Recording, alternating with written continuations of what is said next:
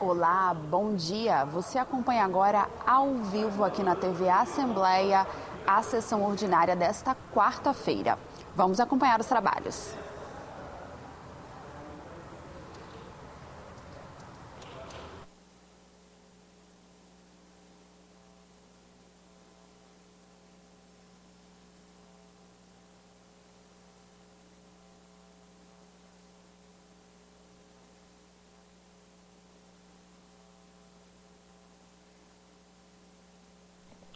Trigésima quinta sessão ordinária híbrida da 20ª legislatura.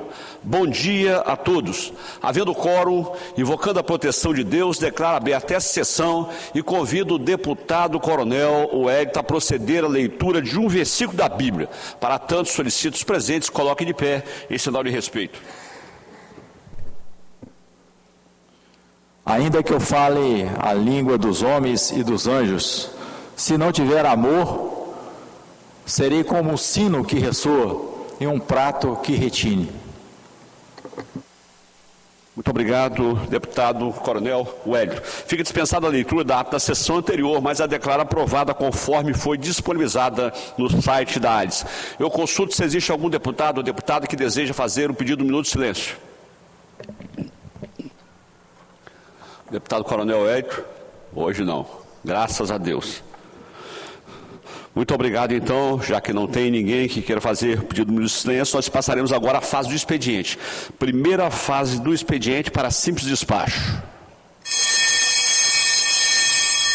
Item 1, ofício 61/2025 e 08/2025, deputado Zé Preto, justificando sua ausência na sessão ordinária realizada no dia 15 de abril de 2025. Justificada a ausência à secretaria. Os itens 2, 3 e 4 são projetos de deputados para os fins que especificam.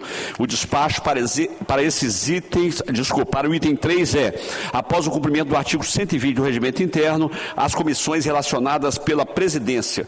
O despacho para os itens 2 e 4 é a Comissão de Justiça, na forma do artigo 276 do Regimento Interno. Item 5, requerimento de informação 49/2025, deputado Mazinho dos Anjos, à Secretaria de Estado da Saúde, solicitando informações acerca da existência de estudos e projetos de implantação de unidade de coleta de sangue para as regiões Noroeste, Sul e do Estado do Espírito Santo. Oficie-se. Antes de passar aqui a segunda fase do expediente, sujeita à deliberação, nós já temos aqui 22 deputados presentes, só avisando aos colegas que após o encerramento dessa sessão, nós teremos a sessão extraordinária. Segunda fase do expediente, sujeito à deliberação. Do item 6 ao item 9, tratam-se de requerimentos para a realização e transferência de sessões solenes. O despacho para esses itens é em discussão, não havendo quem queira discutir, em votação. Os deputados e deputadas que aprovam permaneçam como estão, os contrários se manifestem verbalmente. Do item 10 ao item 19, tratam-se de indicações das senhoras e dos senhores deputados. Coloco as indicações em conjunto aí em discussão. Não havendo quem queira discutir, em votação. Os deputados e deputadas que aprovam permaneçam como estão, os contrários se manifestem verbalmente.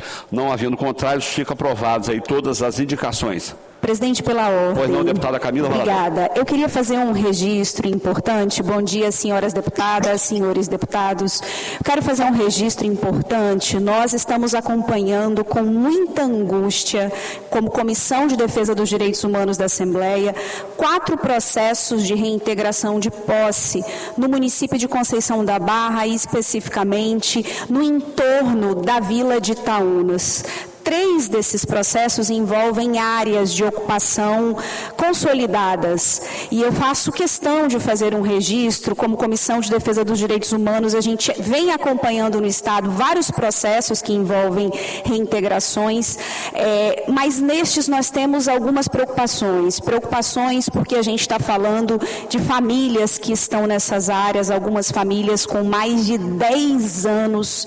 E temos preocupações porque nós não identificamos buscamos, a partir desses processos de reintegração, aquilo que inclusive prevê a legislação brasileira, como por exemplo, um plano de remoção para essas famílias. Então fica a pergunta, quem são essas famílias? Qual o perfil dessas famílias?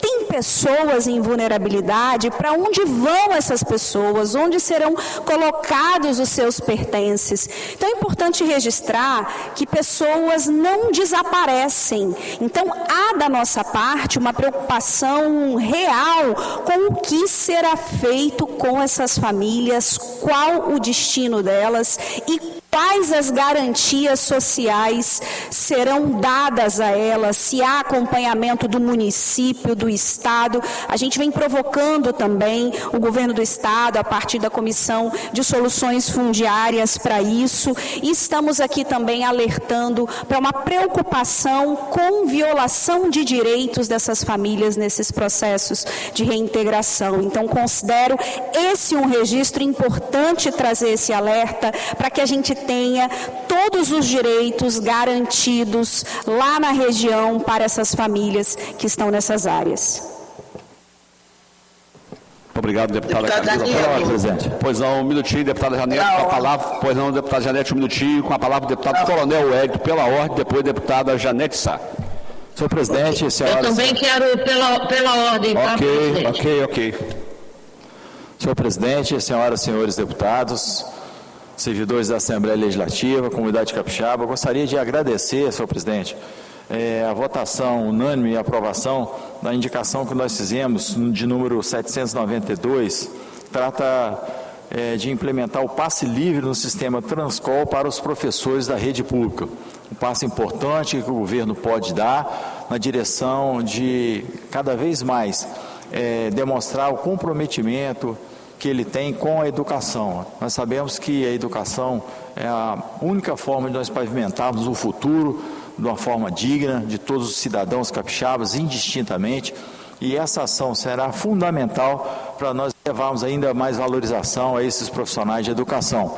Haja vista que eles se deslocam pelos municípios, para que eles cumpram com suas atividades diante dos compromissos assumidos, das horas-aulas nas diversas unidades escolares, e essa indicação foi fruto de uma indicação dos próprios professores. Então, nosso muito obrigado. Muito obrigado, deputado Coronel Hélio. Com a palavra, a deputada Janete de Sá.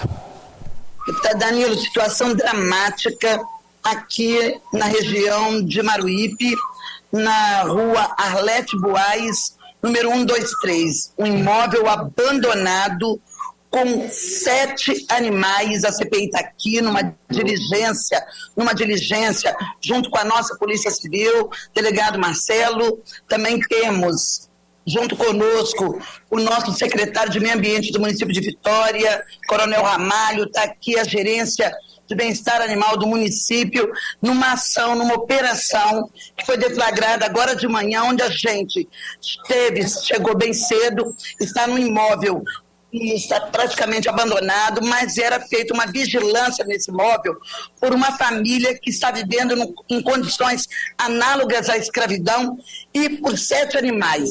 7 animais privados de água, de comida. De noite, eles estavam nas ruas buscando alimento nos lixos. E durante o dia, vigiando esse imóvel sem água e sem comida. Nós encontramos, inclusive, um animal que está morto aqui no chão. Deputado, olha, que coisa horrorosa, que cena dramática.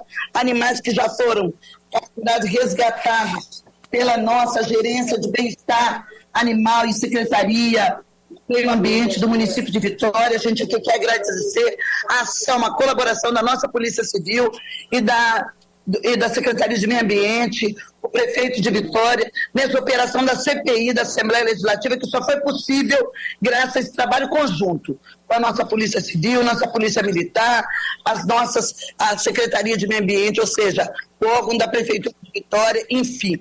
um trabalho grandioso. Agora nós estamos esperando a ação da Polícia Federal para que apure esse caso por conta de pessoas estarem vivendo aqui nessa situação análoga à escravidão em plena capital, aqui no bairro Capoezeiro, na Grande Maruípe. Situação dramática, deputado. Por isso eu não estou aí, junto com Vossa Excelência, para estar tocando os trabalhos, porque eu estou nessa operação em defesa e na proteção dos animais de nosso Estado.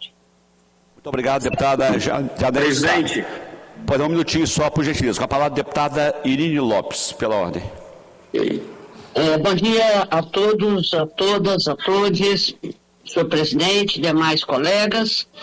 Eu quero aqui retomar a questão colocada pela presidenta da Comissão de Direitos Humanos, deputada Camila Valadão. Eu sou vice-presidente dessa comissão e quero, assim, tenho conversado com o governador em todas as oportunidades que posso, tanto pessoalmente quanto virtualmente, tenho colocado que o problema é sério. A legislação nacional e mesmo algumas legislações estaduais sobre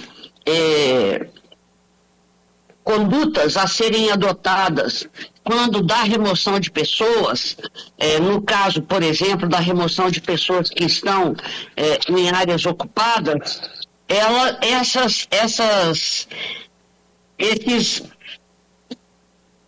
essa legislação ela não existe por desejo ou capricho de qualquer pessoa. Elas existem em função de fatores concretos.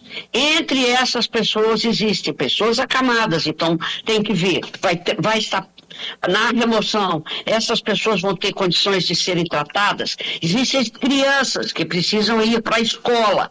Nessa remoção, essas crianças irão para algum lugar que seja, que tenha como essas crianças frequentarem a escola. Pessoas que não têm para onde ir, vão para a rua. Nós vamos, com esse tipo de postura, ampliar o número de moradores de rua. Isso são questões sérias. As pessoas têm a tendência a reduzir esse debate à questão da propriedade. Mas e o ser humano? O ser humano fica onde nessa situação? O único debate que tem que existir aí é se tem propriedade ou não tem propriedade? Se a posse está legítima ou não?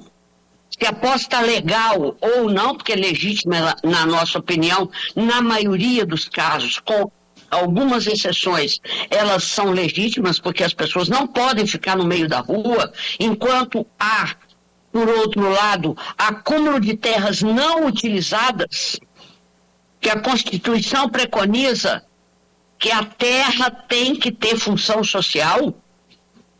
Então, assim, é necessário restabelecimento imediato com a participação da mediação de conflitos do Tribunal de Justiça, nos casos em que envolve terras da União, também a presença do TRF, para que a gente possa discutir sobre essas citadas pela deputada Camila e outras que estão aí para serem discutidas. Muito obrigada. Pela ordem, senhor presidente. Muito obrigado, deputada Irine Lopes. Com a palavra, deputada Janete Sá.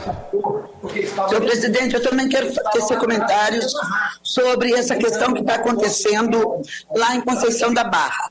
Nós estamos acompanhando toda uma operação que está sendo feita contra a comunidade de Vila Conquista, onde mais de 60 famílias estão ameaçadas e com sentença para despejo de uma liminar, de um processo que perdurou por 10 anos e agora que saiu a liminar, de uma empresa covarde que atua no Espírito Santo, é que eu quero registrar a empresa Suzano, que não se importa com a questão social que vai estar estabelecida naquela região com a desocupação dessas pessoas, que vão ter o aluguel social por 3 meses.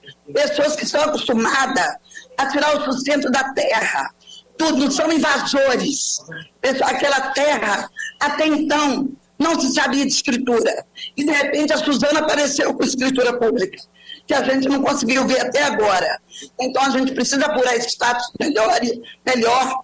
É preciso haver uma discussão séria da mesa de mediação, porque a gente também viu falta de seriedade nesse trabalho, a gente sentiu fragilidade, inclusive, da mesa na defesa das pessoas que estão ameaçadas de despejo, uma situação dramática envolvendo mais de 60 famílias que produzem, e eu vou na próxima sessão mostrar as imagens, a produção, que não se trata de invasores, se trata de trabalhadores da agricultura familiar, de agricultores familiares que estão lá, tirando o sustento da terra para sobreviver. E a Suzano, que tem milhares de hectares plantados de eucalipto nesse estado, é insensível a sentar na mesa para poder discutir esse problema e buscar uma saída para que não se estabeleça um caos social naquela região. Fica aqui também o meu registro acalorado, o meu desabafo com relação a essa covardia da empresa Suzano. Estado do Espírito Santo, nosso governo precisa ser mais duro com essa empresa, porque, de fato, não dá para aceitar esse tipo de situação aqui no Espírito Santo. E desculpa a forma de estar falando, a gente está muito abalado em que está vendo aqui também envolvendo a causa animal em plena capital do Espírito Santo, uma situação dramática de maus tratos, onde o animal, inclusive, está morto, porque não conseguiu ter acesso à comida e à água que lhe foi negada, privado, confinado aqui nesse ambiente terrível, sabe, marcado para morrer. Então, a gente precisa de fazer justiça no Espírito Santo nas mais diversas direções, protegendo as pessoas, protegendo os direitos dos animais, protegendo a nossa gente.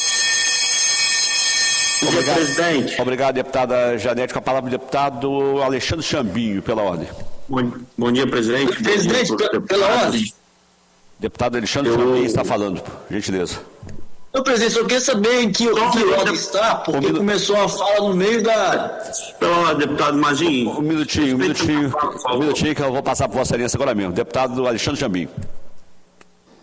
Presidente, desejar um bom dia a todos os deputados e registrar aqui a presença do vereador da Serra, Renato Ribeiro, que está aqui ao meu lado.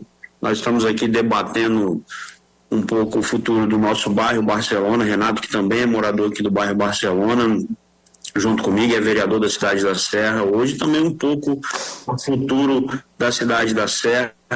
Nós estamos aqui debatendo pautas importantes como a área da saúde, a área da educação, que a gente precisa trabalhar o desenvolvimento da cidade da Serra.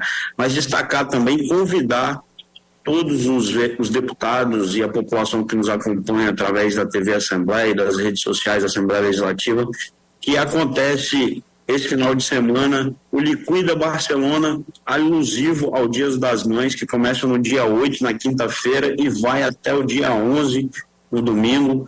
É um evento onde a gente desenvolve o fomento da economia local, o circuito Liquida Mais Serra, que a gente tem feito na cidade da Serra, em parceria com a ADERES, com o nosso governador Renato Casagrande, um movimento importante de fomento dos micro e pequenos empreendedores do Estado do Espírito Santo. Então, desejo um bom dia a todos, agradecer aqui mais uma vez a presença do nosso vereador Renato Ribeiro, que está aqui junto com a gente, e devolvo a palavra a Vossa Excelência, presidente deputado Danilo Baense. Muito obrigado. Muito obrigado, deputado Alexandre Chambinho. Com a palavra, deputado Mazinho dos Anjos. Presidente, bom dia. Bom dia. Primeiro, só perguntar se a gente está no expediente ainda, não entrou na ordem do dia, não é isso, presidente? Que entrou vários discursos aqui. Ainda não. Vamos passar agora mesmo a ordem do dia. Eu gostaria só de fazer um breve comentário, presidente, relacionado a essa questão que foi discutida pela deputada Camila. Eu tenho algumas informações desse caso e realmente as famílias ali são vítimas, né? Elas estão ali há mais de 10 anos, mas a informação que eu tenho é que essa área foi passada pela Suzano para quilombolas há anos atrás, e esses quilombolas, alguns quilombolas, venderam para essas famílias que foram vítimas de bilagem desses quilombolas, né, venderam ilegalmente, e essas famílias de boa fé compraram e ali estão estabelecidas. E agora, esses quilombolas estão querendo retomar essa área. Então, esse processo é um pedido de retomada dos quilombolas das áreas que alguns deles venderam para essas famílias. Então, é um tema bem complexo. Não adianta a gente, né, culpar a Suzano, culpar o governo, né? As famílias foram enganadas, elas estão ali realmente numa situação muito preocupante, porque elas compraram essas áreas de boa-fé, né? E agora estão querendo retomar, né? As pessoas que venderam estão pedindo de volta as áreas. Então, essa é a celeuma desse processo. Eu vou me aprofundar mais também para não cometer nenhum equívoco aqui em relação a esse processo, que é um processo muito complexo, e buscar realmente, que foi colocado aqui por diversos deputados e deputados, né, a questão de olhar e cuidar dessas famílias, que a preocupação são essas famílias que foram vítimas dessa venda irregular, né, compraram de boa fé, pessoas simples, e que estão ali estabelecidas há mais de 10 anos. Então, essa é a grande questão. Mas tem alguns colegas aí que defendem, né, essas questões de discussão de quilombolas. Eu sei que tem muitos quilombolas que fazem um trabalho muito bacana. Já estive em Biraçu, onde tem empreendedorismo, tem produção de padaria, né, mas tem que se preocupar em punir. Como vai ser a punição dessas pessoas que venderam de forma irregular essas áreas para essas famílias que compraram de boa fé? Isso sim também tem que ser apurado. Quem vendeu, por que vendeu, né? E não pode ficar simplesmente buscando outros culpados, mas não os principais culpados, que foram quem receberam as terras e venderam irregularmente. Obrigado, presidente. Muito obrigado, deputado Mazinho dos Anjos.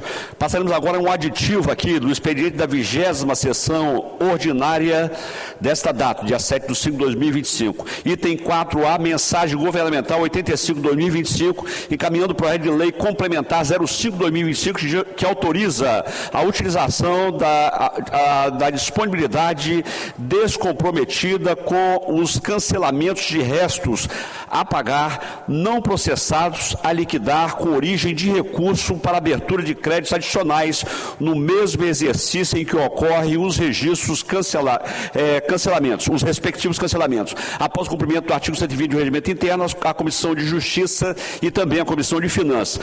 Na segunda fase do expediente, também sujeito à deliberação, tem mais um aditivo, 5A, requerimento de urgência 51/2025, deputado Vandinho Leito, líder do governo, ao projeto de lei complementar 05/2025, oriundo da mensagem governamental 85/2025, que autoriza a utilização da disponibilidade descomprometida com os cancelamentos de restos a pagar não processados a liquidar como origem de recurso para abertura de crédito adicionais no mesmo exercício em que ocorreram os respectivos cancelamentos. Coloca a matéria em votação. Os deputados que aprovam permaneçam como estão, os contrários se manifestem verbalmente. Não havendo contrários, fica aprovado. Fazer aí no comunicado, senhoras e senhores deputados, essa presidência vem retificar que no item 12, lido na segunda fase do expediente da 34ª sessão ordinária presencial do dia 6/5/2025, onde se lê indicação 788/2025, leia-se indicação 789/2025. Passaremos agora à fase da ordem do dia.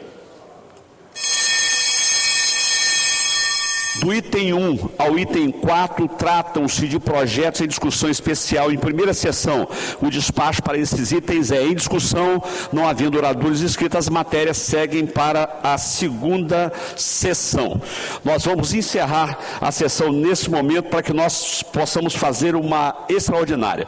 Nada mais havendo a tratar, encerra a sessão e convoco os nobres deputados para a próxima sessão às 9h25. Eu solicito a todos os colegas que saiam do link para depois entrarem novamente, ok?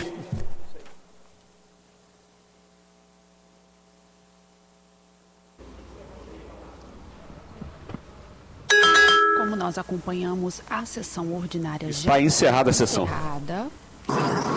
deputado delegado Danilo Baiense, que está presidindo a sessão, encerrou a sessão ordinária, mas a gente vai continuar acompanhando porque ele anunciou que vamos ter uma sessão extraordinária logo em seguida. Então vamos continuar acompanhando a movimentação do plenário, lembrando que hoje é uma sessão híbrida, então nós temos alguns deputados que estão presencialmente aqui no plenário, mas também parte dos deputados acompanham, participam da sessão e votam normalmente em formato híbrido, né, online. Um dos pontos da sessão de hoje é a tribuna popular, né, que deve ser garantida ao final da sessão extraordinária. De praxe, né, quando os deputados decidem fazer uma extraordinária em dia de tribuna popular, nós temos essa adequação no formato. Solicitar aí os colegas que registrem suas presenças. Nós estamos com apenas 12 até o momento que registraram as presenças. Então vamos registrar os colegas 13 agora. Deputado Danilo. Pois não, deputado Ari Pagung. Quais os projetos que estão na pauta agora da extraordinária? A lei extraordinária, a discussão no regime de urgência do projeto de lei complementar 05/2025, mensagem governamental 85/2025.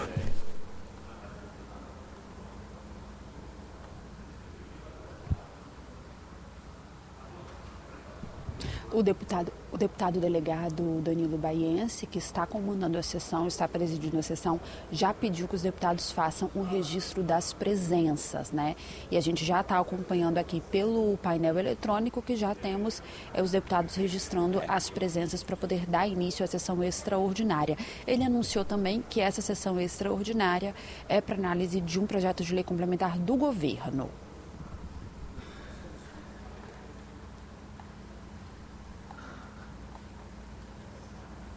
Décima primeira sessão extraordinária híbrida da 20ª legislatura. Havendo quórum, invocando a proteção de Deus, declaro aberta essa sessão e convido o deputado Coronel Wellington a proceder à leitura de um versículo da Bíblia. Para tanto, solicito aos presentes, coloquem de pé em sinal de respeito.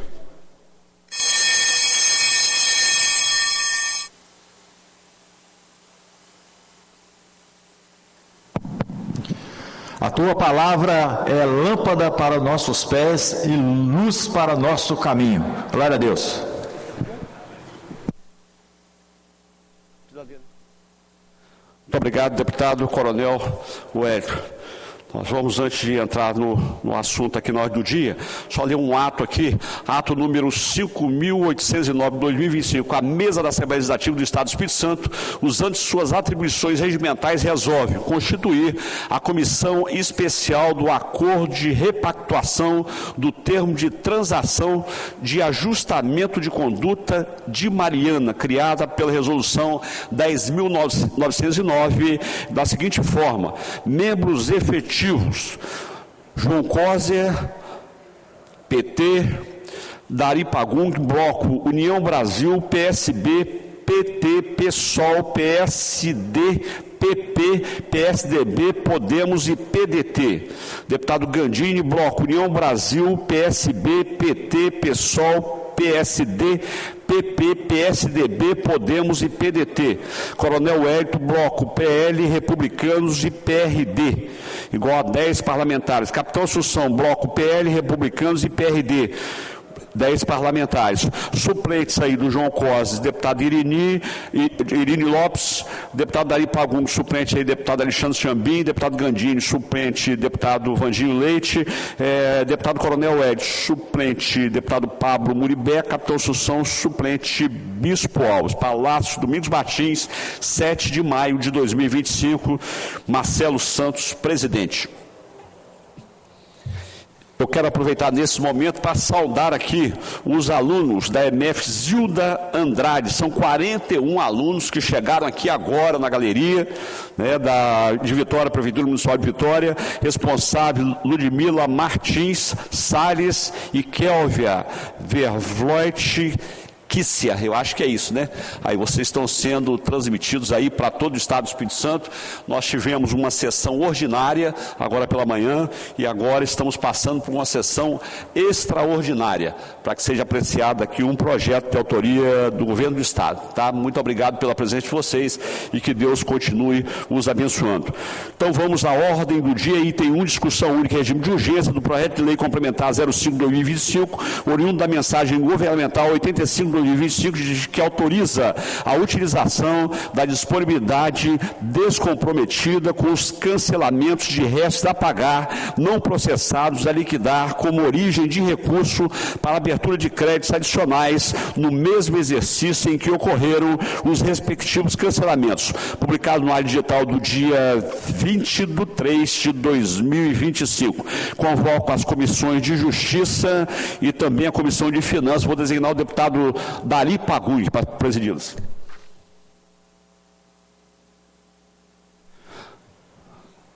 Deputado Dari, Vossa Excelência está com a palavra, está sem som.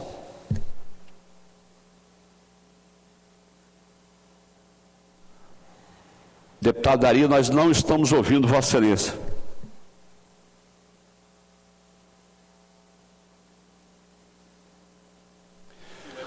Não estamos ouvindo aí o deputado Dari Pagun. Deputado Mazinho, Vossa Excelência está nos ouvindo bem? Para que a Vossa Excelência possa apreciar esse projeto aí e relatar as reuniões de conjunto, deputado Dari, nós não estamos ouvindo.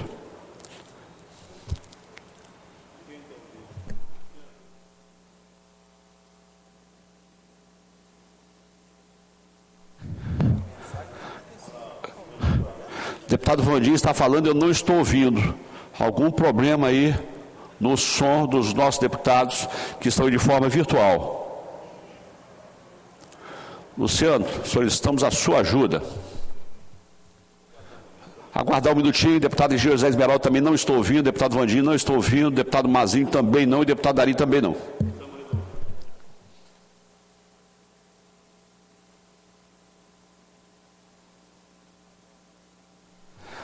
Deputado Coronel Ed, com a palavra pela ordem, enquanto a gente regulariza aí o som aí dos nossos deputados que estão de forma virtual. Senhor presidente, senhoras e senhores deputados, nós gostaríamos também de saudar e acolher com muito carinho a Escola Municipal de Ensino Fundamental Zilda Andrade, que se encontra nas nossas galerias, representado a escola por vocês. São 41 alunos, acompanhados dos nossos queridos profissionais da Escola do Legislativo, os professores, e que nós temos um imenso carinho por todos vocês. Eles fazem um trabalho maravilhoso de acolhimento, de informação com relação aos trabalhos da Assembleia Legislativa, e aí não está o futuro não, aí está o presente da nossa nação, do nosso Estado, que são vocês, jovens, com certeza que serão profissionais das diversas áreas, serão pais, mães, integrantes das famílias brasileiras, famílias capixabas. Eu não tenho nenhuma objeção contrária não, Vandinho.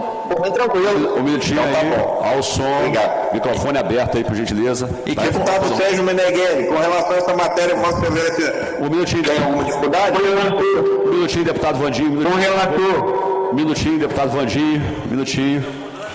Só finalizando, parabéns, muito obrigado pela visita e voltem sempre. Nossos mandatos estão à disposição.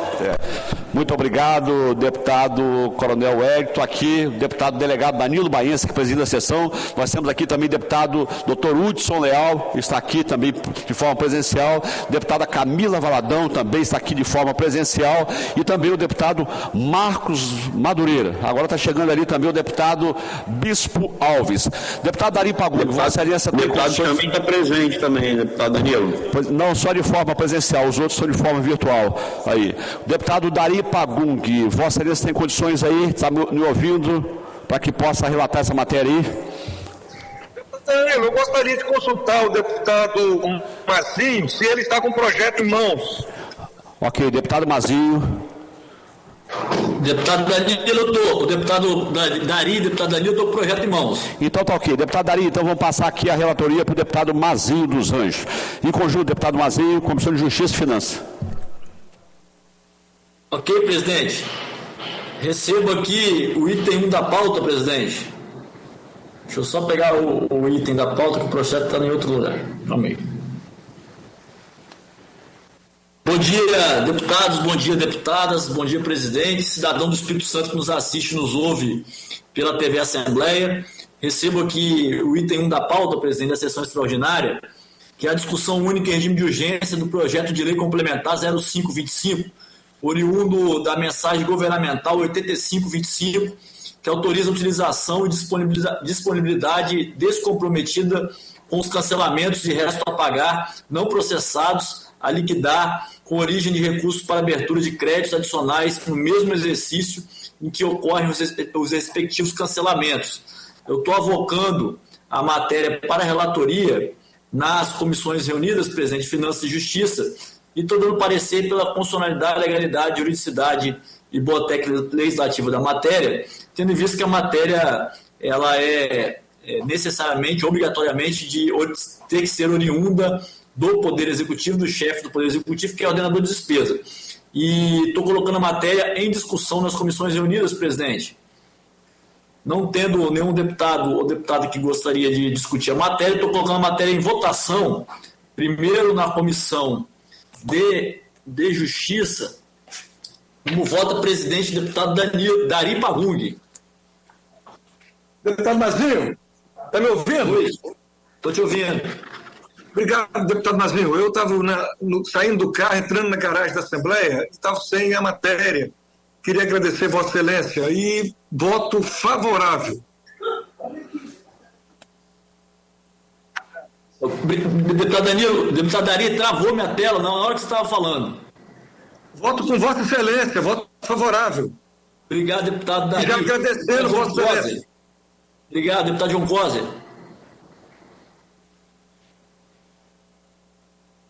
Deputado João Costa não respondendo, deputado Capitão Assunção. Presidente, com o relator. Obrigado, deputado Capitão. Deputado Alan Ferreira. Acompanha, com o presidente. Acompanha. Obrigado, deputado Alan. Deputado Lucas Polese. Com o relator, presidente. Obrigado, deputado Lucas. Deputada Raquel.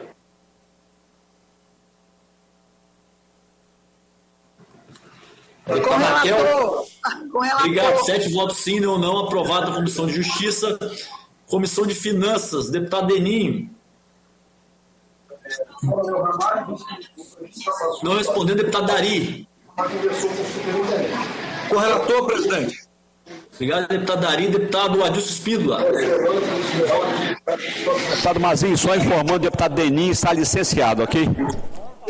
Ok, então eu estou tentando colher os votos do deputado Adilson Espíndola. Estou respondendo o deputado engenheiro Zé Esmeraldo. Voto com Vossa Excelência aí. Obrigado, deputado Zé Esmeraldo. Deputado Coronel Wellington. Com o relator, presidente. Obrigado, deputado Coronel Wellington. Deputado Calegari. Deputado Janete com o relator, deputado Calegari.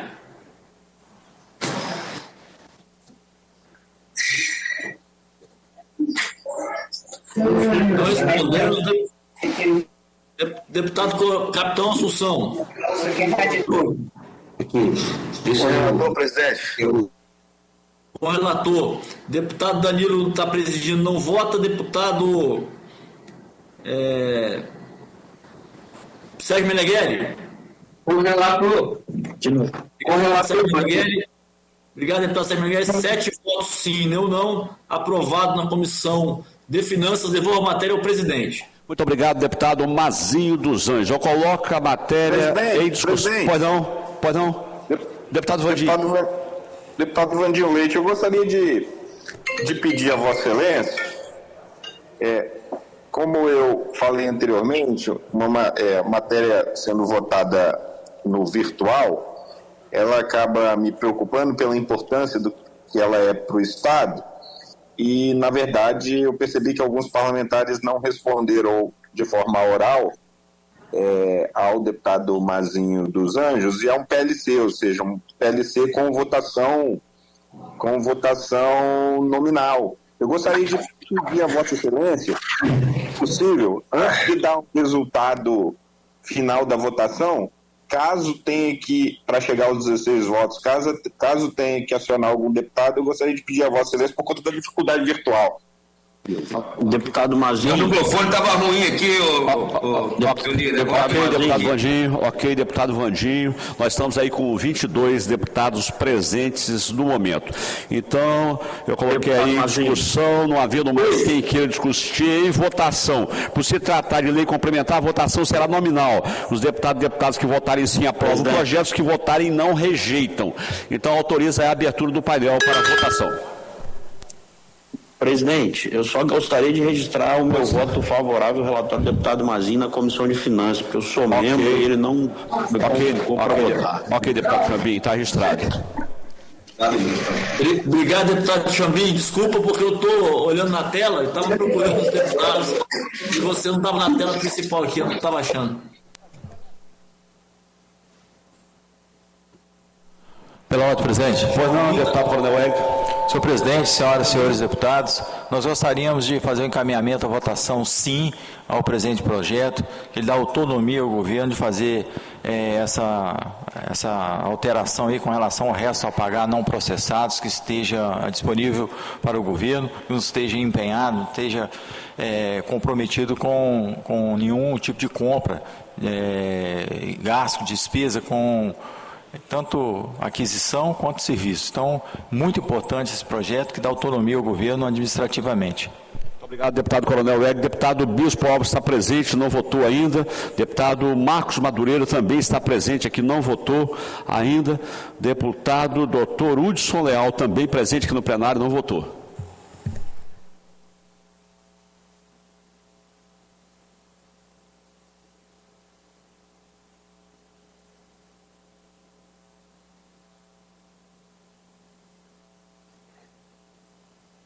Presidente, meu voto foi computado. Minutinho, deputada Irine, deixa eu só verificar aqui. Deputada Irine Lopes também não votou ainda.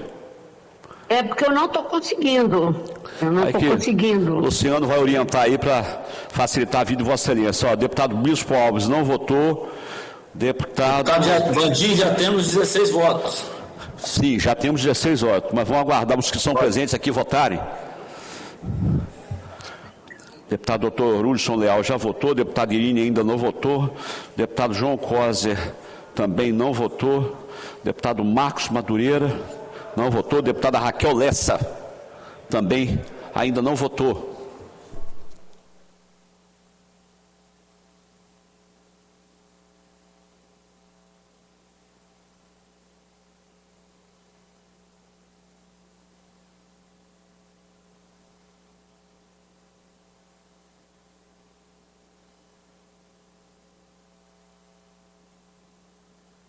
Nós vamos encerrar aqui a votação, anunciar o resultado.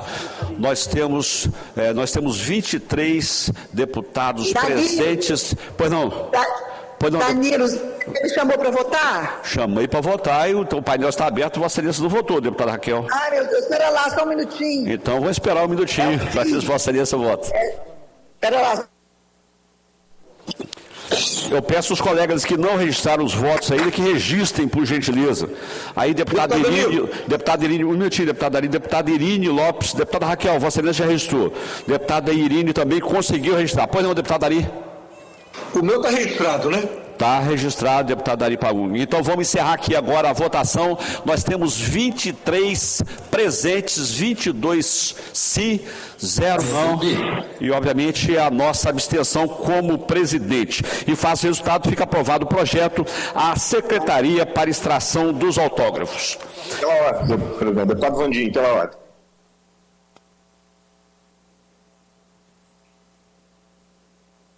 Deputado Danilo? Meu voto foi registrado, presidente? Foi sim, deputada Irine. Deputado Vandinho, Vossa Excelência está com a palavra. Deputado Danilo, gostaria de agradecer a Vossa Excelência pela condução, agradecer a todos os pares pela votação unânime, e com certeza foi de grande importância devido aos investimentos pelo Estado afora, ou seja, quando nós temos restos a pagar não processados, ou seja, não comprometidos, é necessário uma autorização como essa para que esses recursos sejam utilizados com foco em investimentos pelo Espírito Santo como um todo. Então, agradecer a toda a casa pela votação em nome do governo Renato Casagrande.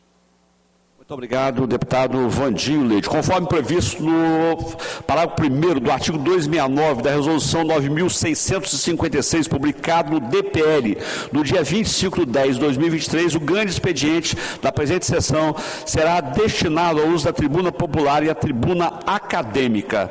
O primeiro aqui inscrito seria do deputado João Costa. Vou solicitar aí os convidados que possam entrar nesse momento. Nós estamos passando aqui a fase aí da tribuna popular e tribuna acadêmica. Por gentileza, libere aí a entrada dos nossos convidados. Pela ordem, deputado Danilo. Pois não, deputado Janete. Peço a Vossa Excelência conduzir a tribuna popular. Nós temos hoje uma convidada na tribuna popular, mas infelizmente eu estou aqui numa operação dramática na Grande Maruípe, onde 7 animais estavam confinados num edifício onde vive uma família em situação análoga à escravidão, uma situação dramática. Esses animais dos 7, um estava morto por fome e sede, não tinha como ele acessar a água e a comida.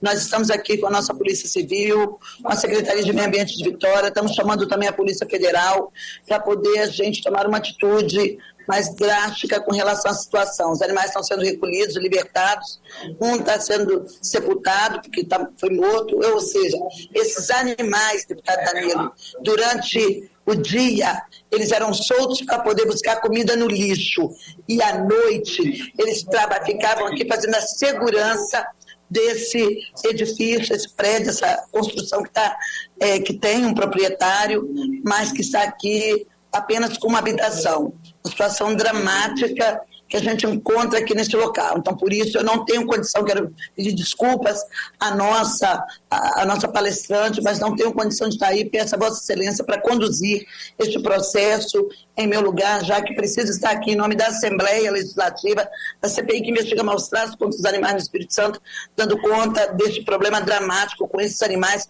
e com essa família. Muito obrigado, deputada Janete. Fique tranquilo que nós iremos aqui conduzir, aqui, receber aqui a senhora Roberta Belumati. O primeiro aqui seria do deputado João Costa. O deputado João Costa pediu para deixar por último. Então nós vamos passar aqui agora. Pois não? Pois não? Presidente, pela ordem. Pois não, deputado Mazinho. Gostaria de fazer uma fala bem breve também, se for permitido. Pois não, com certeza, deputado Mazinho. Você está com a palavra.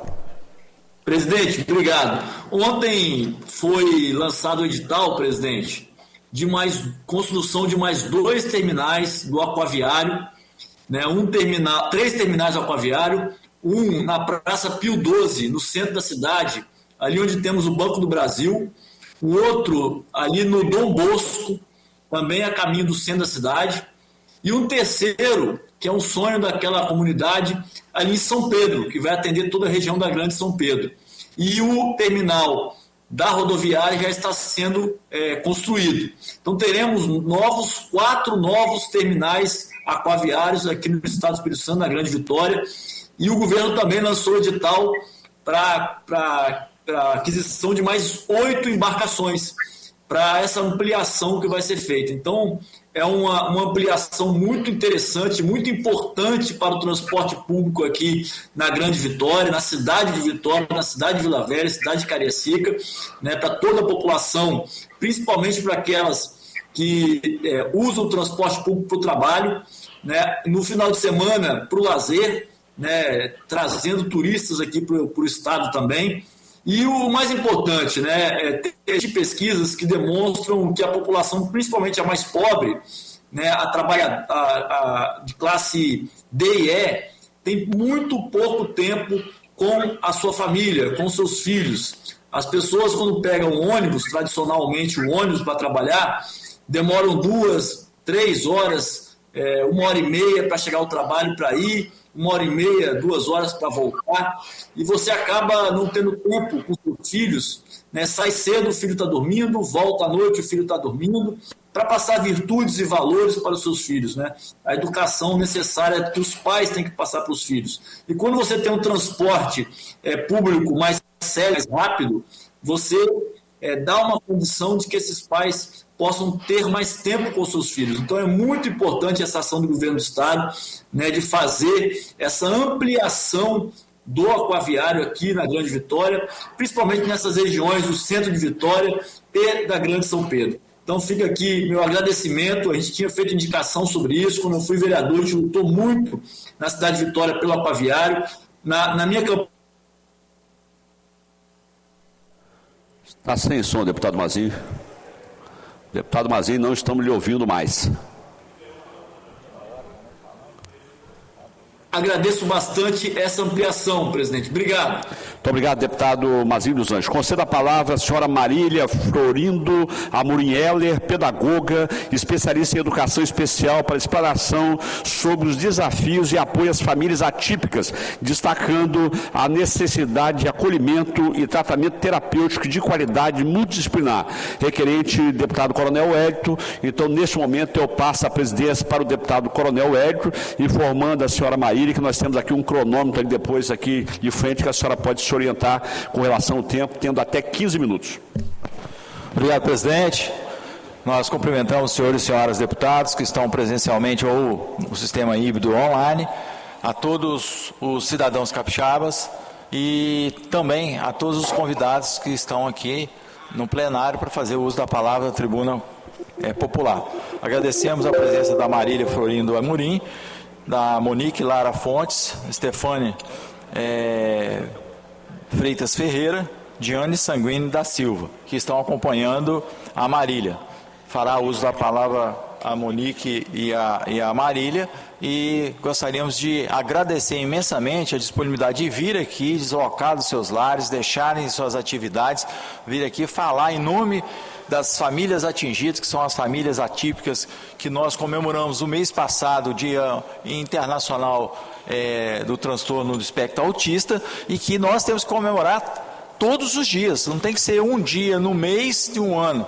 Então, assim, nossa prática, nossa cobrança, a atividade, a prestação de serviço em rede a essas famílias tem que ser diário, e não somente no mês que nós comemoramos ou no dia que nós comemoramos. Então, com a palavra, a nossa querida amiga Marília. Agradeço a oportunidade de estar aqui, cumprimento a todos presentes. E hoje eu estou aqui não só como pedagoga, professora, né, mas sim como mãe.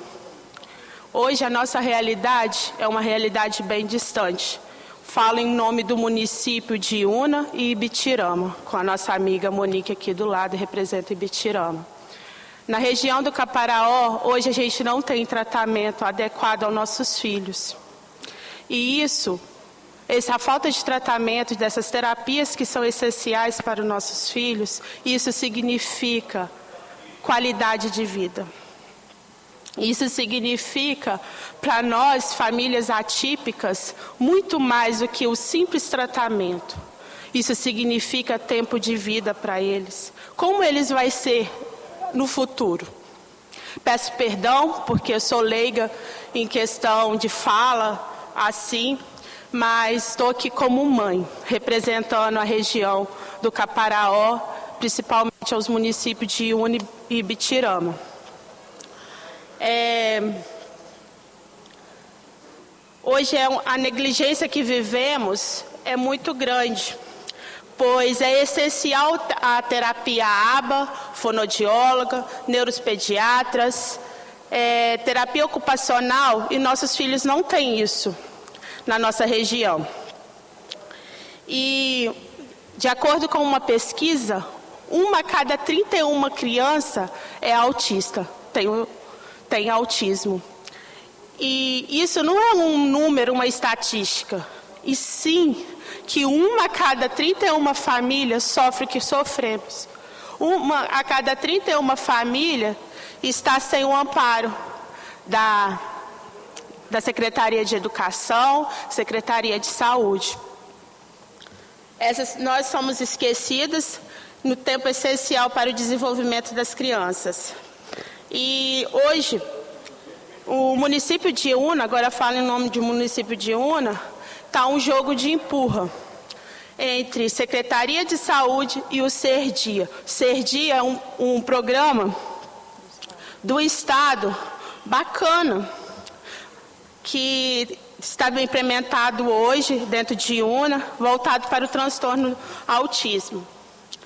bem estruturada, mas infelizmente está com falta de profissionais. Por que essa falta de profissionais? Talvez as verbas não estão sendo suficientes. Então pedimos aí os presentes deputados que olhem com carinho para poder estar indo mais verba, estar ajudando mais nós. Vou passar a palavra para minha amiga Monique, onde ela vai estar falando mais sobre as nossas lutas. Queremos também estar ressaltando a falta, a exclusão que hoje vivemos dentro das escolas, dentro de UNA, que falta cuidador. O porquê que falta cuidador? Porque a remuneração é muito baixa e também falta qualificação para nós profissionais da educação e inclusive para os cuidadores. Então a gente precisa de programas que nos ajude com essa demanda. Bom dia a todos. Venho aqui como Ibitirama, representando o município de Ibitirama. Iuna já foi ampliado ser dia, mas Ibitirama ainda não. Eu tenho um filho com 14 anos que tem o espectro. E Amarílio, filho dela, chama Davi, tem 3. E nós temos uma realidade completamente diferente de idades, mas a realidade em si do transtorno é o mesmo. Nós, familiares, sofremos um luto diário. É uma guerra constante entre o saber do amanhã, o futuro. O que esperam essas crianças? A gente não sabe se a gente vai estar aqui para sempre. As terapias, elas são mais que essenciais, porque é através delas que eles se desenvolvem. Meu filho é autista de suporte de grau 2 e necessita de cuidados integrais. Eu estou aqui hoje porque eu tenho uma rede de apoio. Mas tem muitas famílias que não têm. Tem pais que são desassistidos, que não sabem nem da onde, o que fala. Então, não é só pela criança, em si, pela família também. O Ser Dia é um programa assim, muito bacana. Entrei, li, só que os profissionais não estão chegando. E por quê? Porque o valor é muito abaixo do mercado, então é mais viável eles ficarem no particular. Então, qual é o caso? Nós estamos aqui para pedir, que é uma casa de leis, a todos os deputados que olhem com mais atenção, que enviem mais demandas, que cobrem mais do Estado, mais fiscalização, porque não é chegar aqui e querer uma coisa. Eu convido a todos para irem lá e olhar a realidade da gente como mãe, o quão diferente é uma criança com terapia e não. E são muito caras as terapias, não é viáveis para uma pessoa, uma professora igual eu ou a Marília. Ou a gente escolhe fazer um tratamento ou colocar alguma coisa de comida dentro de casa, né? Então, a nossa fala foi essa. Nós tivemos uma reunião semana passada, o coronel esteve e nos convidou para estar vindo aqui. E nós viemos como mães e tentar passar um pouco da realidade, comover vocês também, porque não é fácil. Para estar aí vendo, porque, por exemplo, meu filho, ele depende de alimentação, de banho, de cuidados de higiene básicas. E ele tem 14 anos. Se ele tivesse tido as terapias essenciais lá atrás, ele não precisaria estar passando por isso, ele seria uma criança desenvolvida. Então, para que o Davi, que é o filho da Marília, não chegue ao ponto que o meu chegou, a gente está correndo atrás, porque a gente não tem que olhar só para um, a gente tem que olhar no geral. Muito obrigada, agradeço a oportunidade. Nós convidamos a Diane para fazer uso da palavra, complementando o tempo aí que sobrou de 8 minutos.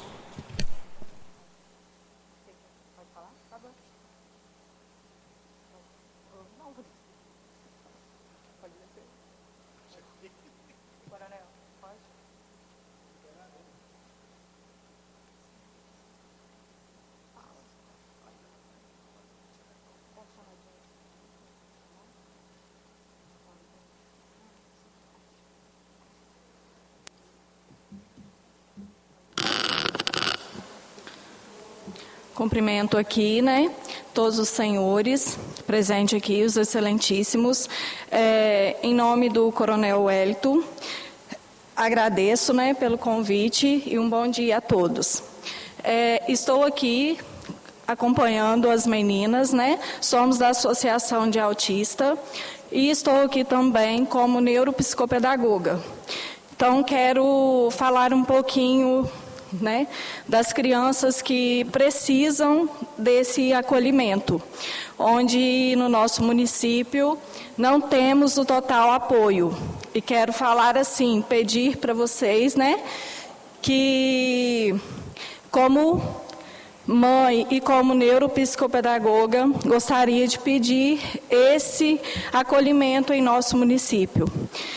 E dizer para vocês que todas as crianças que têm esse transtorno do espectro autista, não só eles, mas os que têm transtornos, a gente precisa saber que eles conseguem aprender e que dependemos desse apoio para poder conseguir fazer essa aprendizagem seguir.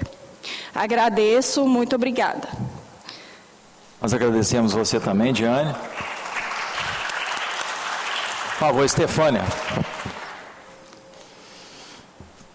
Vocês ainda têm 7 minutos para fazer a explanação de vocês.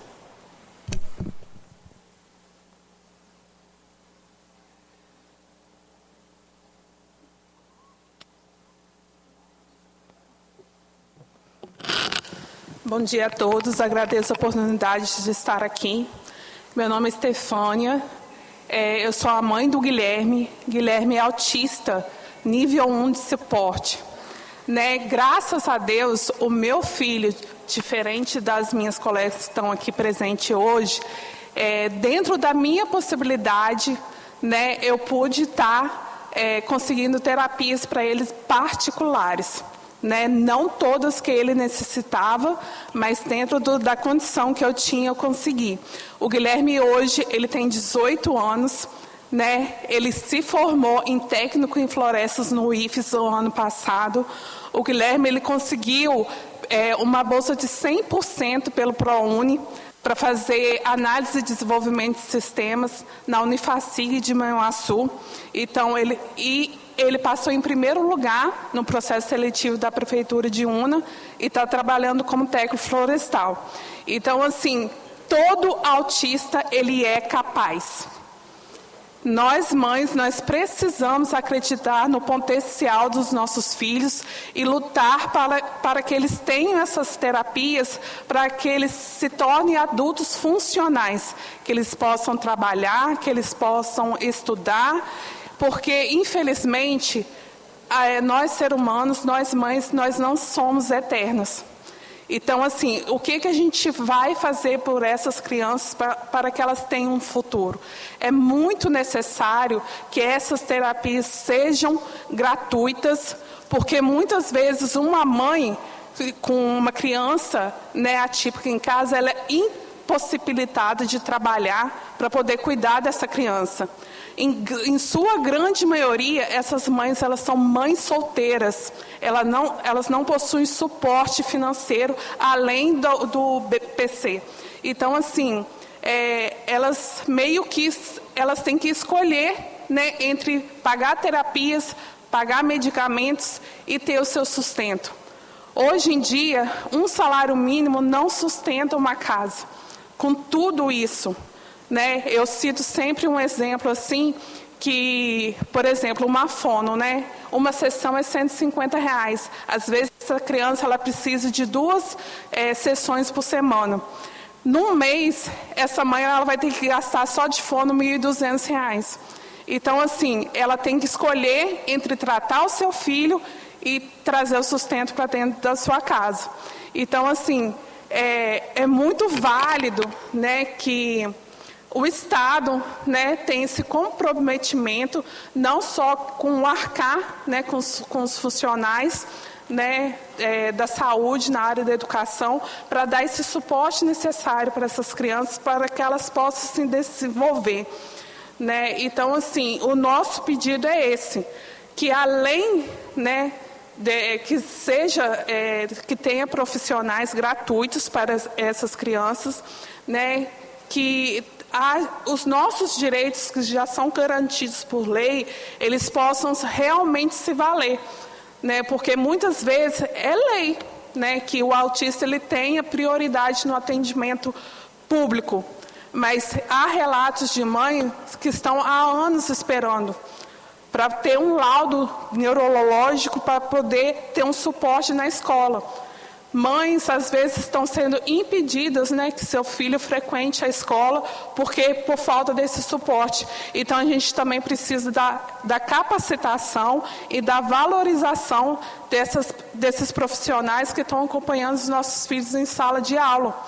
Então, assim, se eu for falar aqui tudo que é preciso ser feito, tudo que é necessário, eu vou passar o restante, eu vou acabar com esse período, né, que eu tenho aqui, e teria que ser feita uma reunião. Então, assim, eu peço, né, ao poder público que detém esse poder, detém as verbas, né, para que, de certa forma, haja uma capacitação, né, para os profissionais que assistem essas crianças nas escolas, né, que seja feito um movimento, né, dentro das escolas com os alunos do terceiro ano, para que eles tenham esse interesse de trabalhar nessa área, né, de psicologia, fonoaudiologia, entendeu? Porque a demanda está muito grande e há falta de profissional. E como a Marília falou, né, uma a cada 31 crianças, ela está no transtorno do espectro autista. Então, assim, é importante, né, que a gente esteja assistido nos nossos direitos. E eu agradeço pela oportunidade de estar aqui, agradeço pelas meninas, né, que se propuseram vir, agradeço o coronel, né, por ter nos ouvido e por ter nos dado voz, né, e que, em nome de Jesus, algo seja feito pelas nossas crianças para que elas tenham um futuro. Obrigado, Stefânia. Parabéns pela coragem de vocês, pela disponibilidade de vocês saírem lá do Caparó, Capixaba, município de Ibitirama, em Una. Com certeza saíram de lá aproximadamente 4 horas da manhã para estar aqui e mandar essa mensagem para o Espírito Santo. A realidade dos outros 76 municípios capixabas não são diferentes, são os mesmos problemas. As famílias atípicas, geralmente o pai, ele acaba por se omitir muitas das vezes e deixar a responsabilidade somente para a mãe. A mãe tem as suas atividades domésticas, tem as suas atividades também profissionais. Muitas das vezes ela inclusive sai da sua atividade para dedicar exclusivamente a atenção aos filhos, o que muitas vezes não é reconhecido. Quando a Stefânia falou ali desses gastos, quando a pessoa está trabalhando e tem condições de prover esses gastos, ainda está bom. Mas aí muitas das vezes ela tem que sair do serviço para dar atenção aos filhos, e a incógnita que sempre fica é justamente essa: poxa, eu estou dedicando, eu estou trabalhando, eu estou acompanhando, e quando com certeza todos nós vamos morrer um dia, e quando eu morrer, o que vai ser do meu filho? Que a gente se preocupa muito mais com o nosso filho do que com a gente mesmo. Então quem que vai cuidar dele? Quem que vai dar esse suporte para ele? Então nós pagamos imposto justamente para isso, para o imposto retornar em forma de prestação de serviço, de investimento, e o Estado tem a obrigação de dar esse suporte pelo imposto que nós pagamos e também pela legislação que existe. Então hoje nós temos que ter uma lei para obrigar o Estado a cumprir a lei, porque todos nós temos as obrigações, e o Estado tem a obrigação dele também. Então o Estado é obrigado, sim. Nós temos que ter a coragem de vir aqui, não para ser desrespeitoso com ninguém, mas para falar das nossas angústias, das nossas necessidades.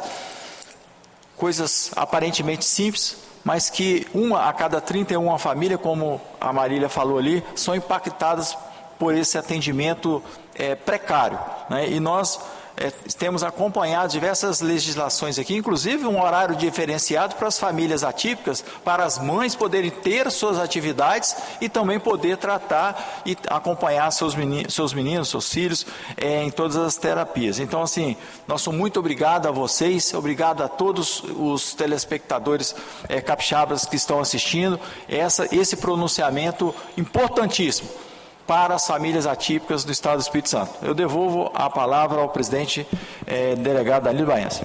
Muito obrigado, deputado Coronel Wellington. Parabéns por ter trazido aqui um assunto tão importante para que seja discutido nessa casa. Parabéns a todos vocês que se pronunciaram aqui. E realmente, Coronel Wellington, as mães que realmente sofrem mais quando tem os filhos que dependem, obviamente, de uma atenção especial. Eu tenho na família o caso de uma sobrinha, que era ela e o esposo funcionário da Vale. E ela, por ter que dar uma atenção especial à sua filha, ela pediu demissão da Vale do Idoso para poder dar uma atenção especial à sua filha. Mas muito obrigado, parabéns a todos. Eu concedo a palavra agora à senhora Tayane Otto para abordar o tema necessidade de criação de políticas públicas voltadas para os portadores de esclerose múltipla e de capacitação profissional, apresentando na oportunidade informações de como diagnosticar precocemente a doença. O requerente, o deputado João Coser. Eu pergunto do deputado João Coser está aí nos acompanhando de forma virtual. Se estiver acompanhando, eu passo aí a presidência do deputado João Coser. Deputado João Coser não respondendo, então a senhora Tayane, prazer tê-la conosco. A senhora tem até 15 minutos, né? Nós temos aqui um cronômetro aqui à sua esquerda. Fique à vontade.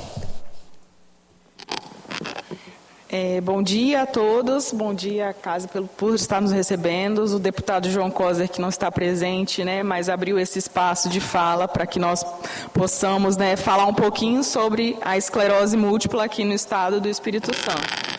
Hoje a esclerose múltipla, cada dia mais, né, vem sendo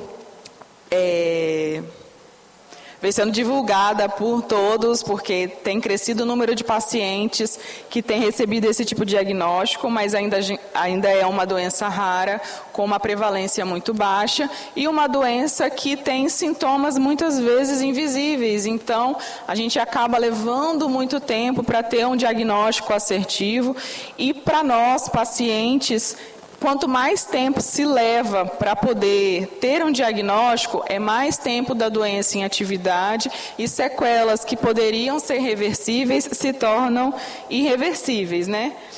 A gente hoje não tem dados aqui no estado do Espírito Santo que nos trazem qual é o número de pacientes com esclerose múltipla. Nós não temos dados epidemiológicos, seja com bases, né, no SUS, seja na assistência privada.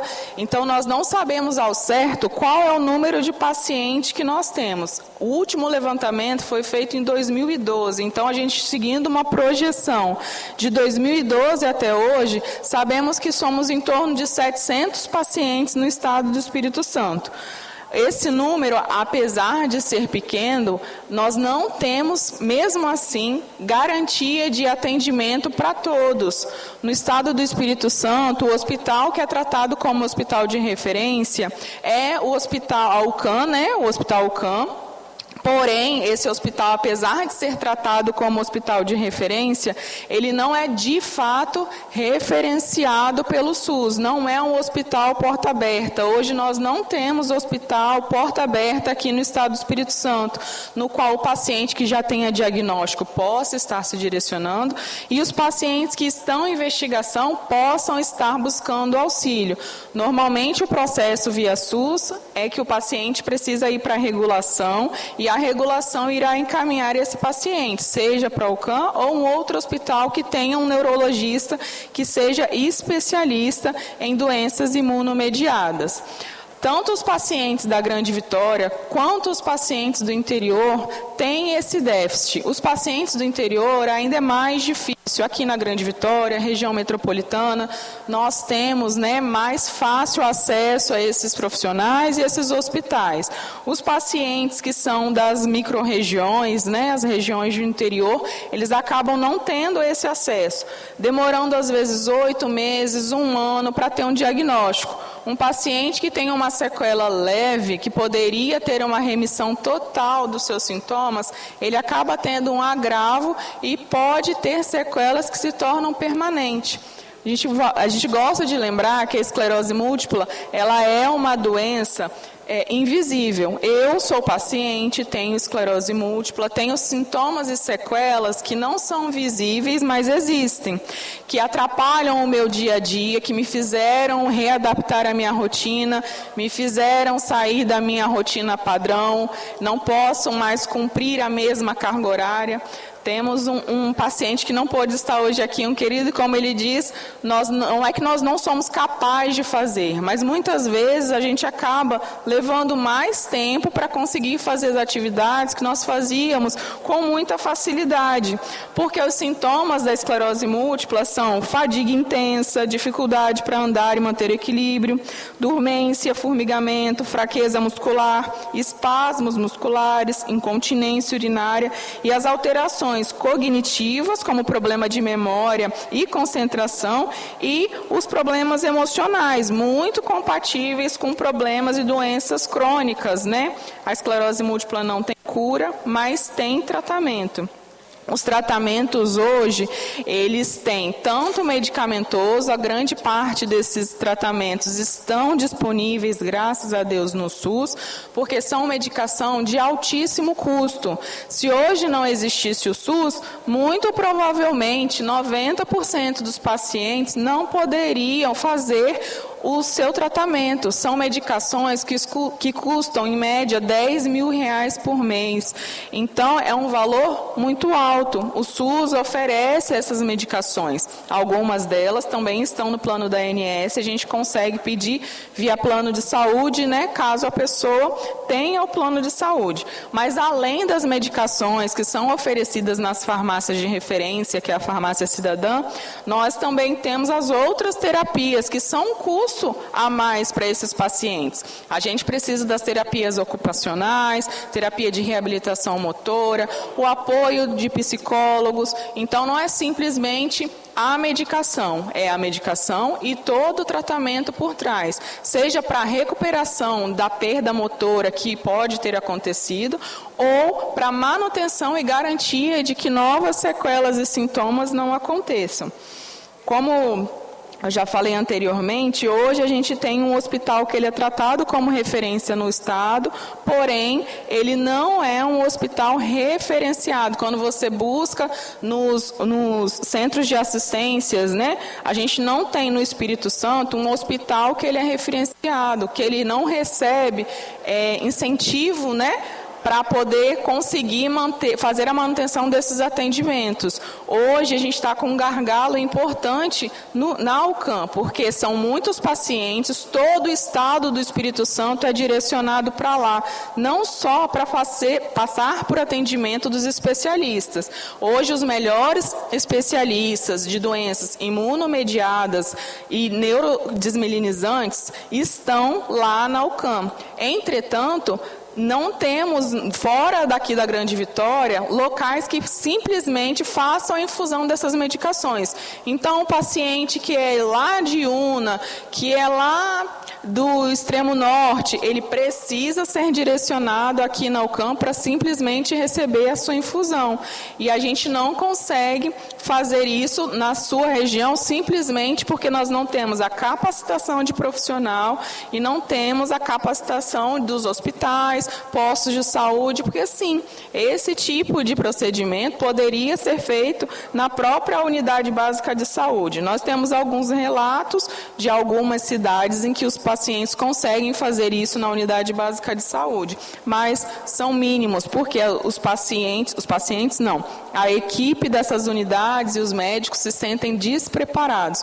Quando a gente chega num pronto-socorro para buscar atendimento por um problema qualquer, você fala que você tem esclerose múltipla, há uma resistência da equipe que está te atendendo, porque parece que aquilo é um bicho de 7 cabeças. Nós temos esclerose múltipla, mas também temos todas as outras patologias que podem acometer as outras pessoas. Então, a gente precisa de acompanhamento de saúde, não só para a esclerose múltipla. Nós fomos atrás, né, de dados no próprio DataSUS e fomos também em busca da Secretaria de Saúde para ter informações de dados epidemiológicos do Estado do Espírito Santo. e simplesmente a resposta que veio no ofício é de que os dados não são fidedignos, então a gente não pode se basear. Eles não conseguem mensurar quantas pessoas nem são acompanhadas pelo SUS ou, de modo geral, têm esclerose múltipla no estado do Espírito Santo. A gente calcula essa projeção de 700 pacientes visando dados de estudos epidemiológicos feitos por alunos, por professores, pesquisadores que coletaram esses dados e nós conseguimos traçar essa projeção. Mas, junto aos dados básicos, né, do Estado, a gente não conseguiu ter esse norte. Quando a gente busca políticas públicas, também não conseguimos ter nada voltado exclusivamente para os pacientes com esclerose múltipla no estado do Espírito Santo. Então, a gente busca e pede o apoio. A gente precisa de incentivo para que o hospital que hoje é visto como referência se torne, de fato, referenciado, que receba todo o apoio e suporte para a manutenção desse tipo de atendimento. Hoje nós temos alguns exames específicos que são essenciais para a manutenção e para diagnóstico da esclerose múltipla, como a ressonância magnética, que é um exame de imagem, e os pacientes estão aguardando em torno de 6 a 8 meses. 6 a 8 meses é tempo demais para se aguardar, para iniciar um tratamento, para se iniciar uma medicação. Então, novamente, pacientes que poderiam estar sendo diagnosticados, tratados, mantendo qualidade de vida, se tornando e mantendo-se funcionais, não podem, têm que se afastar, acabam ficando com sequelas motoras e, obviamente, mais uma vez, são problemas que são sintomas invisíveis. Então, às vezes, as pessoas me veem na rua, acham que está tudo bem, mas não é bem assim. E como a maioria dos pacientes, eu não preciso estar numa cadeira de roda, eu não preciso estar fazendo manutenção de um andador ou de uma bengala para que realmente exista algo que eu precise de um suporte. E isso vale para a maioria dos pacientes. A gente tem pacientes com perda de visão, visão monocular, dificuldade de equilíbrio. Então, nós precisamos entender que as doenças invisíveis existem, precisamos entender que as doenças neurodesmilinizantes estão aí, que os raros existem, que os pacientes com esclerose múltipla precisam de atenção, apoio e suporte no estado do Espírito Santo, e que nós precisamos de ajuda, tanto do poder público, do poder legislativo, para tentar sanar esse problema e tornar, e garantir o que é já constitucional, né? Direito à saúde. Todos nós devemos ter direito à saúde, não só aqueles que têm plano de saúde. Nós poderíamos usar o SUS e conseguimos e garantimos esse tipo de atendimento, uma vez que ele é fornecido pelo SUS. Então, é isso. Obrigado novamente por terem aberto esse espaço, né, para que nós possamos falar.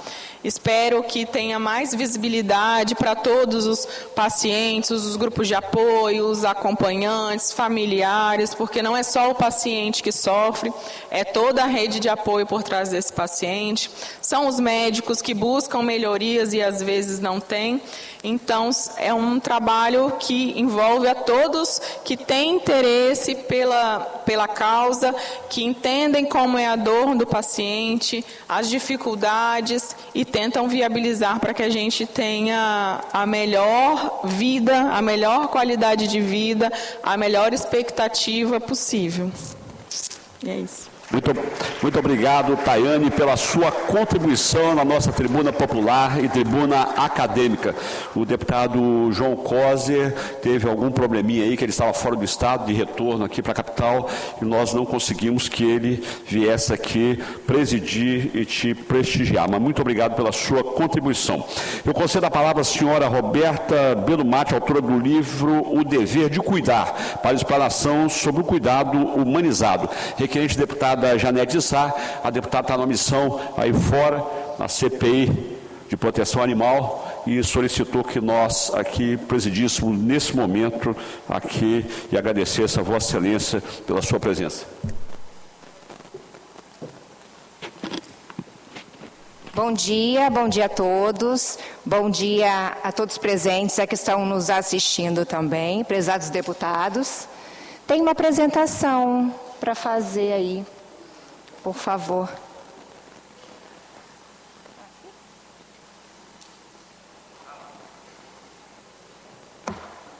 Opa! Beleza, muito obrigada. Então, eu gostaria de iniciar agradecendo a deputada Janete de Sá pela oportunidade de vir aqui e falar sobre um assunto tão importante atualmente, que é o cuidado com os nossos idosos. E quem sou eu? Roberta Belumati, sou farmacêutica por formação, empreendedora por vocação e autora deste livro aqui, O Dever de Cuidar por Propósito de Vida. Eu quero falar um pouquinho desse livro com vocês. Deixa eu ver se ele passa. Perfeito. Bom, esse livro, gente, ele não foi feito por mim somente. É uma obra construída com muitas mãos. Eu tive a honra de contar com o apoio do meu sócio. Na verdade, ele é gaúcho de Porto Alegre. Ele foi o grande idealizador desse projeto. Também contar com pessoas de renome da enfermagem e psicólogos também, que nos ajudaram nesse projeto tão incrível, que é falar sobre o dever de cuidar. Aqui presente também, gostaria de ressaltar o apoio do enfermeiro e mestre José Eduardo, aqui presente, isso, que é um nome muito importante para a enfermagem capixaba. E agradecer o apoio de todos. Bom, e por que a gente escreveu esse livro? Porque ele é tão importante hoje em dia.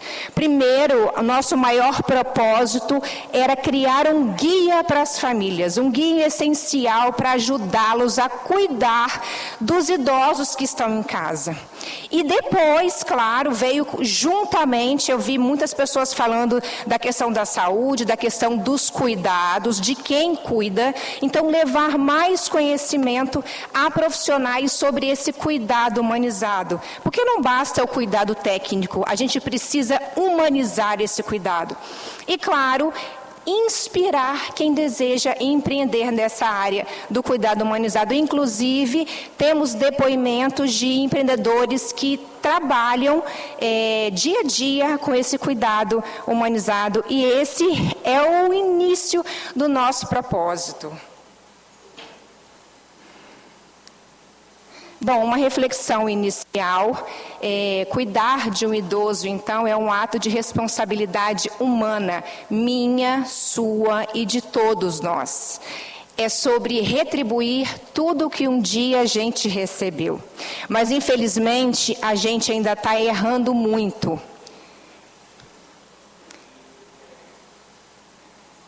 Bom, e por que esse assunto é tão urgente?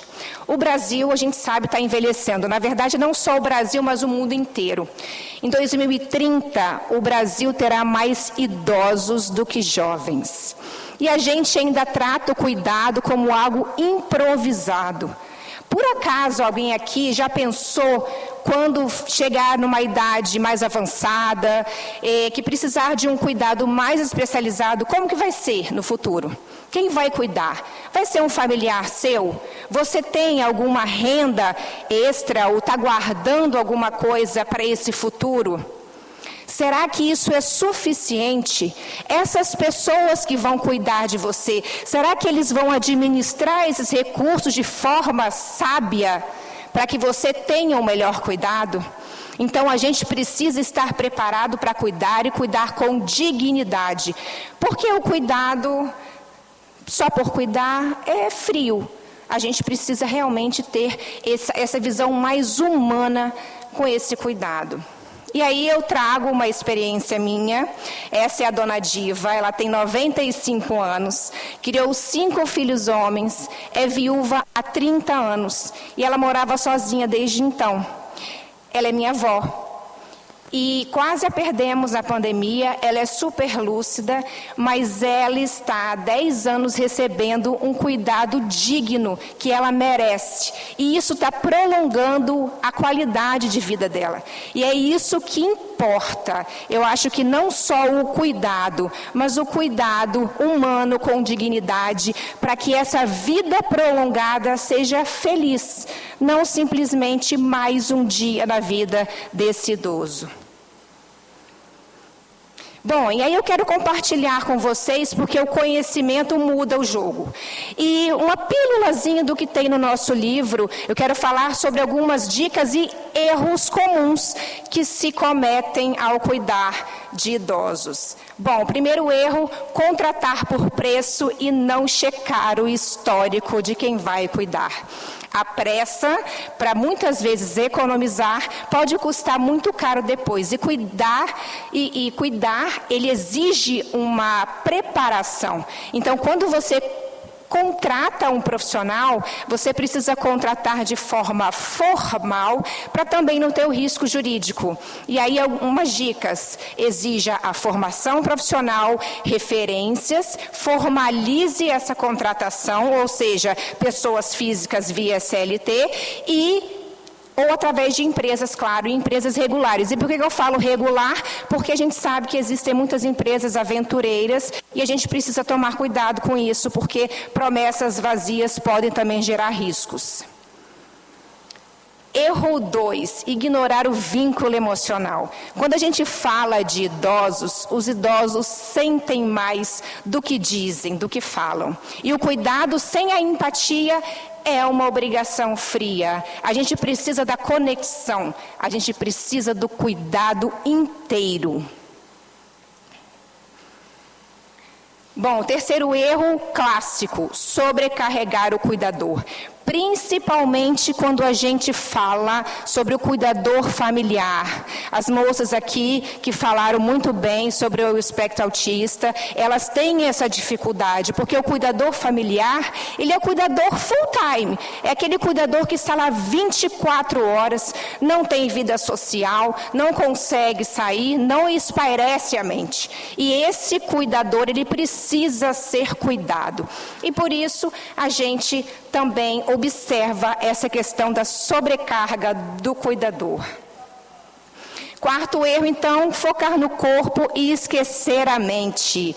Não se vive apenas de remédio, a gente vive de sentido, de propósito. Quem não tem mais sentido na vida, não quer mais viver, não é isso? Então, inclua atividades cognitivas, escuta, conexão. Isso vai gerar mais vontade de viver. Bom, não adaptar a casa também é outro erro clássico. Checklist básico: boa iluminação, barra de apoio, tapetes antiderrapantes, piso antiderrapante. E aí eu venho contar também uma história que é verídica da minha vida também. A minha sogra, ela sofreu uma queda na casa da cunhada. Na casa da filha dela.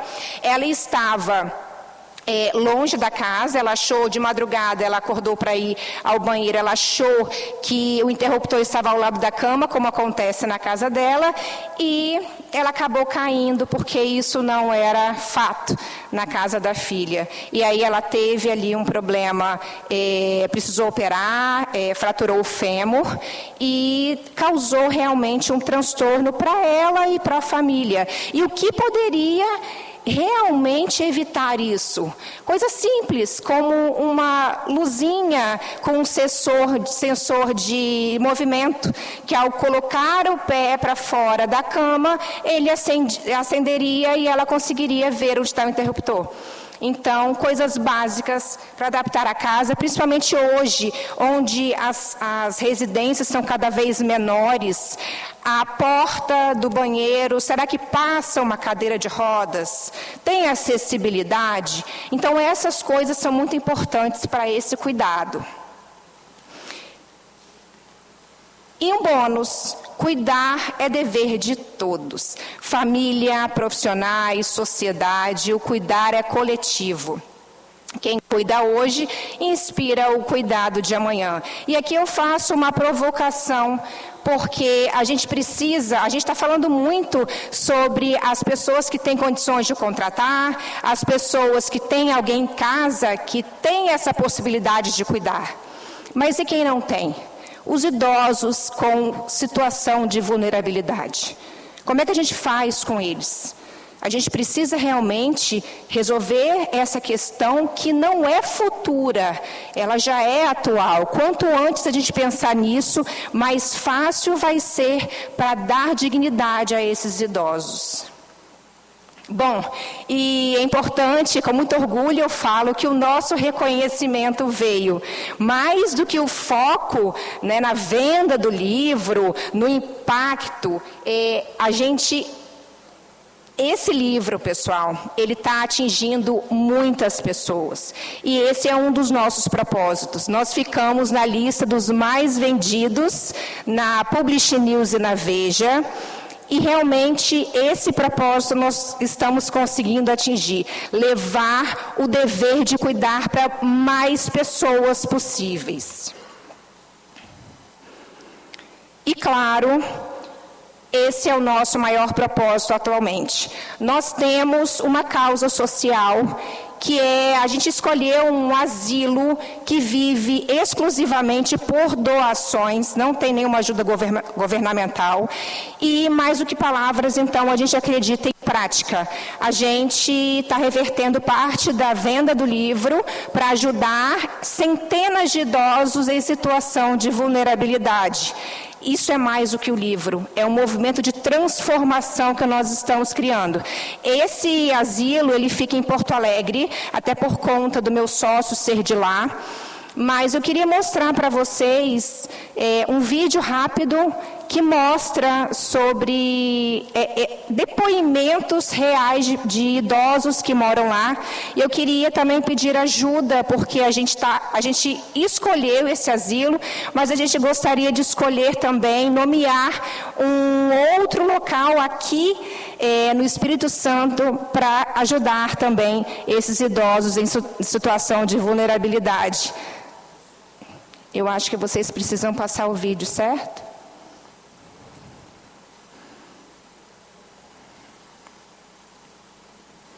Tá chegando, pessoal. No mundo não tem coisa melhor que o asilo Padre Cacique. Não tem. Aqui é o paraíso. Para mim, quando ficar velha, eu venho morar aqui. Fica a dica.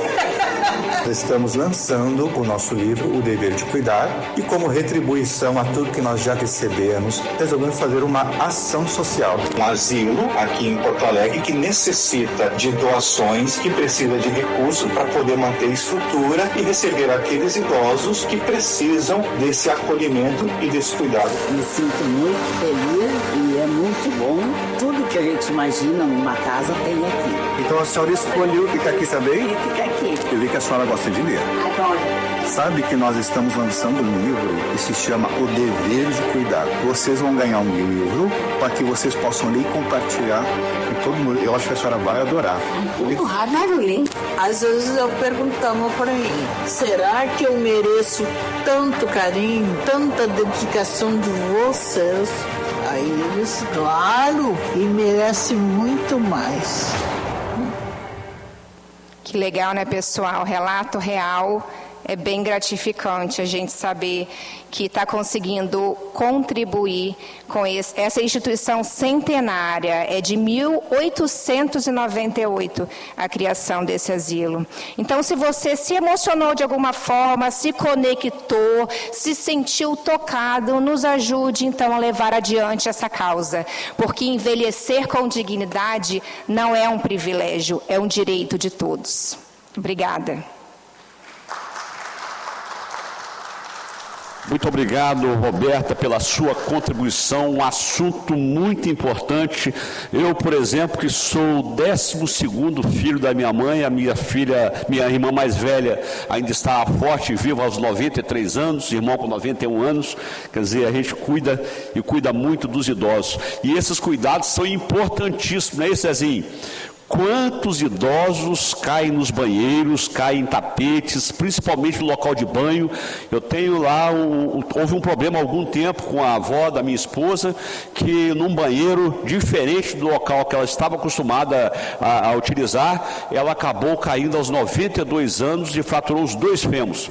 Teve que colocar aí platina nos 2 fêmurs aos 92 anos e graças a Deus foi uma exceção. Hoje ela está com 97 anos e anda normalmente com a cabeça formidável. Mas muito obrigado, Roberta, pela sua contribuição. Eu concedo a palavra agora ao senhor José Manuel Moraes de Lima para explanação acerca de problemas enfrentados por pacientes do SUS em atendimentos nas UPAs, PAs e UBS, requerente eu mesmo, deputado delegado Danilo Baense. Enquanto Zé se dirige aqui à tribuna, eu vou fazer aqui uma correção.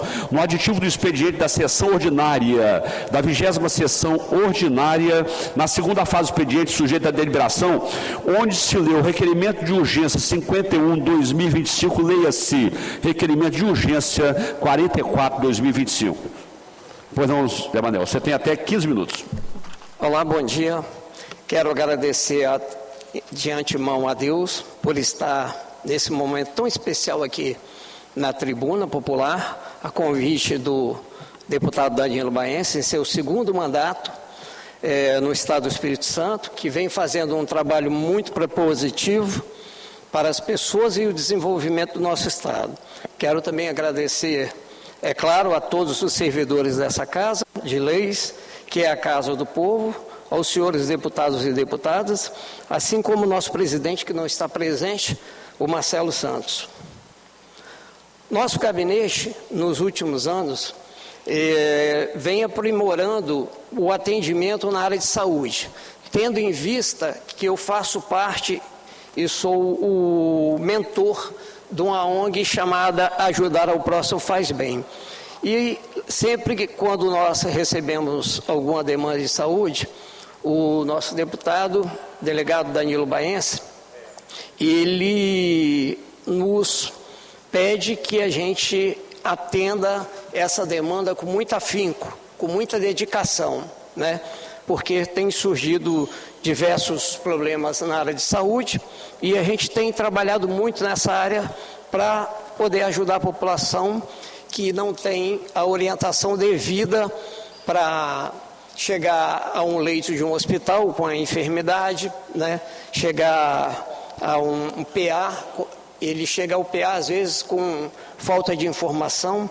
E um grande detalhe hoje, que eu acho que essa casa, assim como o governo do Estado, na função da Secretaria de Saúde, eu quero sugerir aqui, viu, deputado, que o governo do Estado, ele cria uma cartilha que nessa cartilha tenha informações precisas para que a pessoa saiba como ela proceder no caso de um atendimento. Tem muita gente hoje que tem falta de conhecimento dos direitos dela e principalmente do hospital que é referência, porque hoje no estado nós temos alguns hospitais, viu, deputado, que eles são portas abertas para a saúde. E os cidadãos do nosso estado que precisam de atendimento, eles normalmente recorrem às UPAs, à UBS de diversos municípios do estado. E aí o que acontece a priori nessas UBS e ABS? Hoje, você formar um enfermeiro, formar um médico, né, formar um técnico em enfermagem é muito fácil, mas você formar esses profissionais, né, com empatia, que esse é o grande problema hoje enfrentado, que eu quero debater aqui. Hoje o profissional, ele tem a formação dele qualificada, mas ele não tem a empatia para trabalhar com aquele paciente que precisa da atenção devida, né? Uma atenção mais dedicada, uma atenção mais a priori, né? E aí, o que acontece? No decorrer dos atendimentos dessas demandas, eu pude observar que alguns pequenos detalhes que fazem a diferença muito grande para quem precisa do atendimento de urgência e emergência, né? Gostaria de pontuar aqui que tenho observado parte desses problemas estão na atenção primária. O que é atenção primária hoje, gente?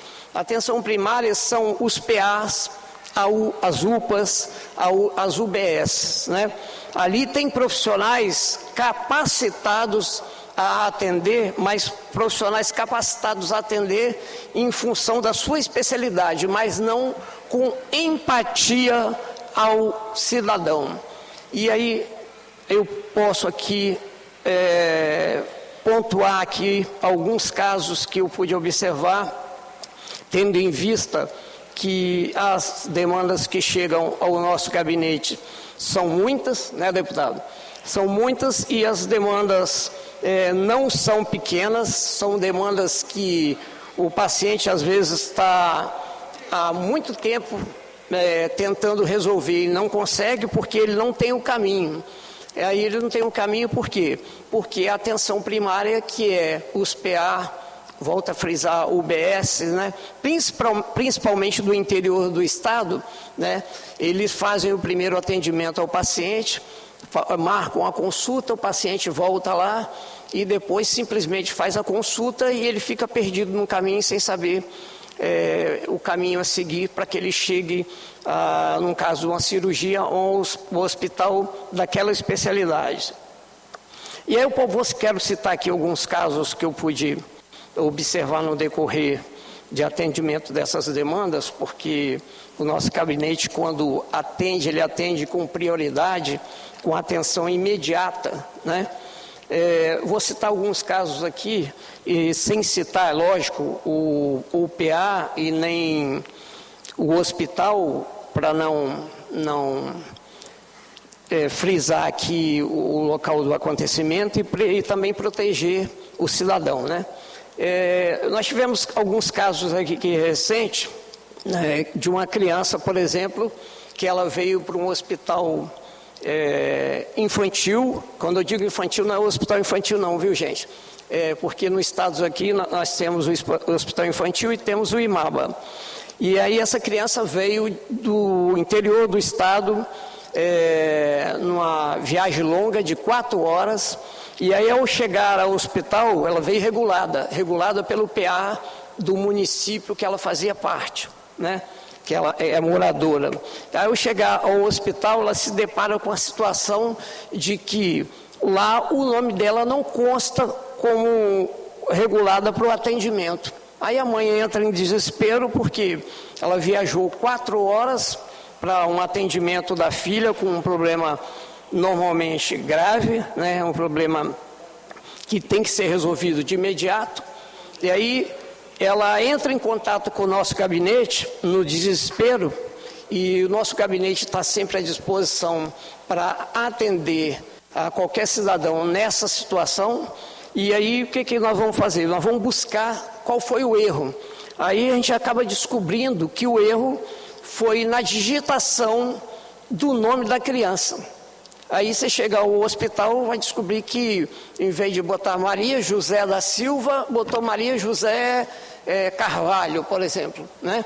E aí a criança fica sem o atendimento e a gente tem que atuar e tentar apurar o que foi que houve, e a gente acaba apurando porque o nosso atendimento, volto a frisar aqui, é um atendimento prioritário, um atendimento de excelência, porque isso é cobrado pelo nosso deputado aqui, o Danilo Baense, para a gente fazer o atendimento de forma quase que imediata, né? Esse é um caso. Eu tenho um outro caso aqui de um paciente que chega no PA de Guarapari, por exemplo. Ele caiu de moto e chegou lá todo ralado, todo arranhado, todo, aparentemente parecia que tinha alguma fratura interna, mas não visível, né? E aí a família, no desespero, entra em contato com a gente, no nosso gabinete.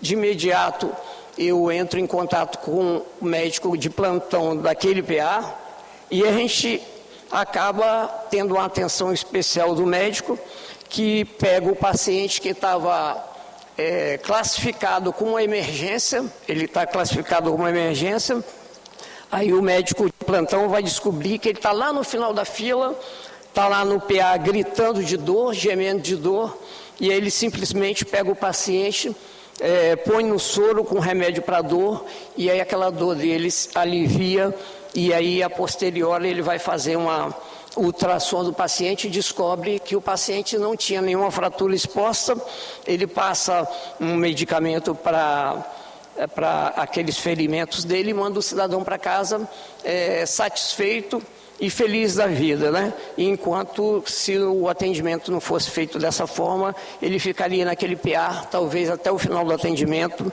sofrendo dores horríveis ali. Eu tenho aqui mais um outro caso de um paciente que chega no PA, um PA aqui de Vitória, com suspeita de tuberculose. Gente, o que é uma suspeita de tuberculose para vocês?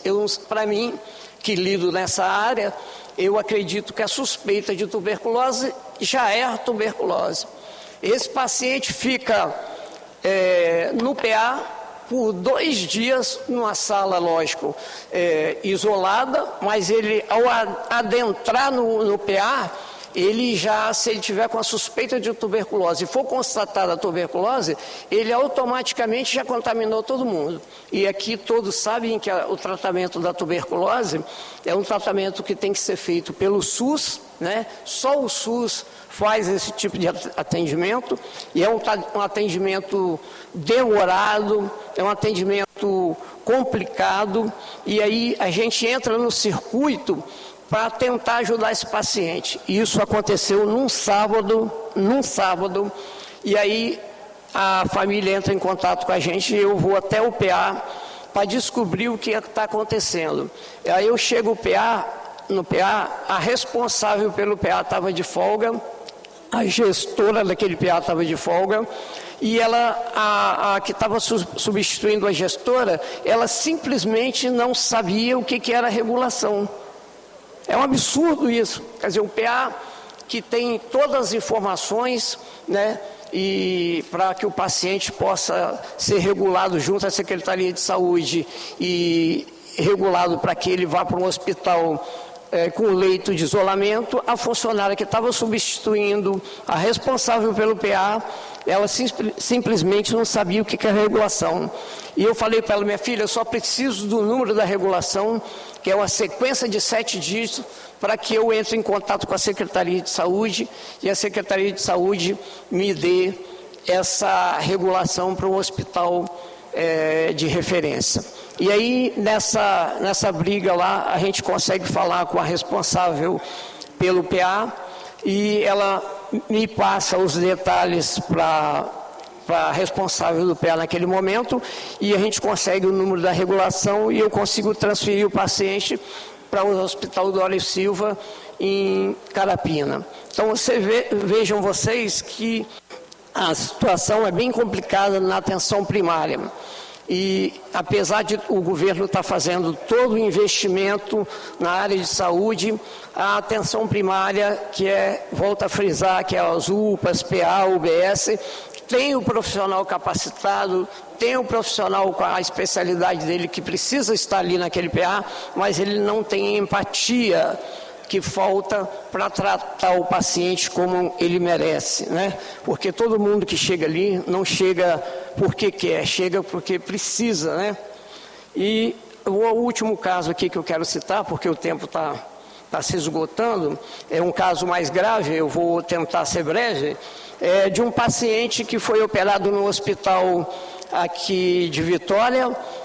Ela retirou o útero por causa de um câncer, e aí nessa cirurgia eles furam a bexiga dela e depois dão alta para ela. Ela retorna para a cidade de Mucurici, e 2 dias depois ela entra numa situação complicada, vem para o hospital em São Mateus, né? Aqui nesse caso eu sou obrigado a citar o hospital porque foi onde deu o apoio a ela, mas com excelência. O Hospital de São Mateus deu uma atenção a ela devida, com todo o respeito que ela precisava. E aí o hospital descobre que ela na cirurgia de retirada de útero, eles furaram a bexiga dela. Aí nós entramos mais uma vez no circuito para quê? Para que a gente consiga o atendimento para ela, tendo em vista que o hospital de São Mateus não era referência para aquele caso. Aí o que a gente faz? Mais uma vez entramos num circuito para poder tentar ajudar essa paciente. Nós procurei a informação de qual hospital que era referência. Graças a Deus o Rio Doce, o Hospital Rio Doce, era referência para o caso. E aí eu entrei em contato com o diretor do Hospital Rio Doce, que de pronto se colocou à disposição para ajudá-la. E aí ela sai do Hospital de São Mateus para o Hospital Rio Doce e é feito o atendimento devido a ela, né? Então, assim, mesmo dentro dos próprios hospitais, hoje tem médicos que estão lá preparados, capacitados nas suas especialidades, mas não têm a empatia devida para trabalhar e tratar aquele paciente com o respeito devido que ele merece, né? E aí eu quero chamar a atenção aqui do nosso secretário de saúde, do nosso subsecretário de saúde, o Herbert, do Tiago Hoffmann, e queria sugerir também aqui para casa, assim como para a Secretaria de Saúde, doutor Danilo, que eu acho que nós deveríamos ter uma cartilha citando esses procedimentos básicos, para que o cidadão saiba que o passo a passo para que ele chegue a um determinado hospital para aquela especialidade que ele está precisando tratar. Porque hoje o PA simplesmente, ele chega num PA, ele é atendido de pronto ali, é marcado uma consulta, e aí depois, nós vamos entrar em contato com você, essa resposta do PA, entrar em contato com vocês para informar qual é o hospital que você vai estar fazendo esse tratamento. E na maior parte das vezes são pessoas lá do interior, por exemplo, teve um caso aqui do Garrafão, né, bem distante, que o paciente agricultor, ele ficou lá aguardando a chamada do PA e não foi possível o atendimento dele, porque na região que ele mora não tem internet e a internet não chega até lá. Quer dizer, então faltou aí o quê? Faltou informação do PA para dizer para esse paciente, você retorna aqui no PA daqui a 10 dias, que nós vamos te dar um norte para o seu atendimento. Então, o que eu quero deixar aqui bem claro é o seguinte: a saúde pública está sendo muito bem... o investimento na saúde pública hoje está sendo muito bom.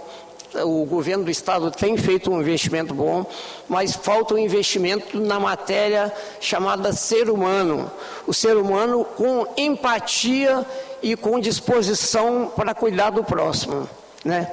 E aí é isso a minha fala, e eu desejo que talvez, né, essa fala e essa opinião aí com relação a uma cartilha, doutor, para que seja criada uma coisa simples, né, para que o cidadão tenha a informação básica. Muito obrigado pela atenção, agradeço a todos aí e espero que tenha resultado positivo. Ok, Zé Manuel, muito obrigado pela sua contribuição. Certamente essas orientações irão auxiliar e em muito a população do Estado do Espírito Santo. Nós vamos fazer aqui, Zé Manuel, uma indicação ao secretário de Saúde para que crie essa ferramenta que possa orientar a população. Você tem feito um trabalho brilhante aí na orientação à população do Estado do Espírito Santo, enquanto as pessoas deixam de ser atendidas porque não sabem o caminho que devem seguir. Muito obrigado pela sua contribuição. Nós temos aqui mais duas pessoas inscritas, seria a senhora Vanusa Correia dos Santos, que foi indicação aqui da deputada Camila Valadão para a explanação acerca da privatização da CESAM. Eu pergunto se encontra presente, ela não se encontra presente. Também o outro inscrito aqui seria a senhora Elisa Aparecida Vence Gonçalves, diretora da Escola Família de Turismo. Indicação do deputado Zé Preto, também não compareceu. Eu quero agradecer aqui a presença de todos os deputados, todos que estiveram nessa sessão, na sessão ordinária e na extraordinária, de forma presencial ou virtual. Agradecer aí a presença e contribuição de todos os servidores desta casa, aos convidados que fizeram aí o uso da tribuna popular e tribuna acadêmica, e a você que nos acompanha pela TV Assembleia e demais mídias sociais. Nada mais havendo a tratar, vou encerrar a presente sessão.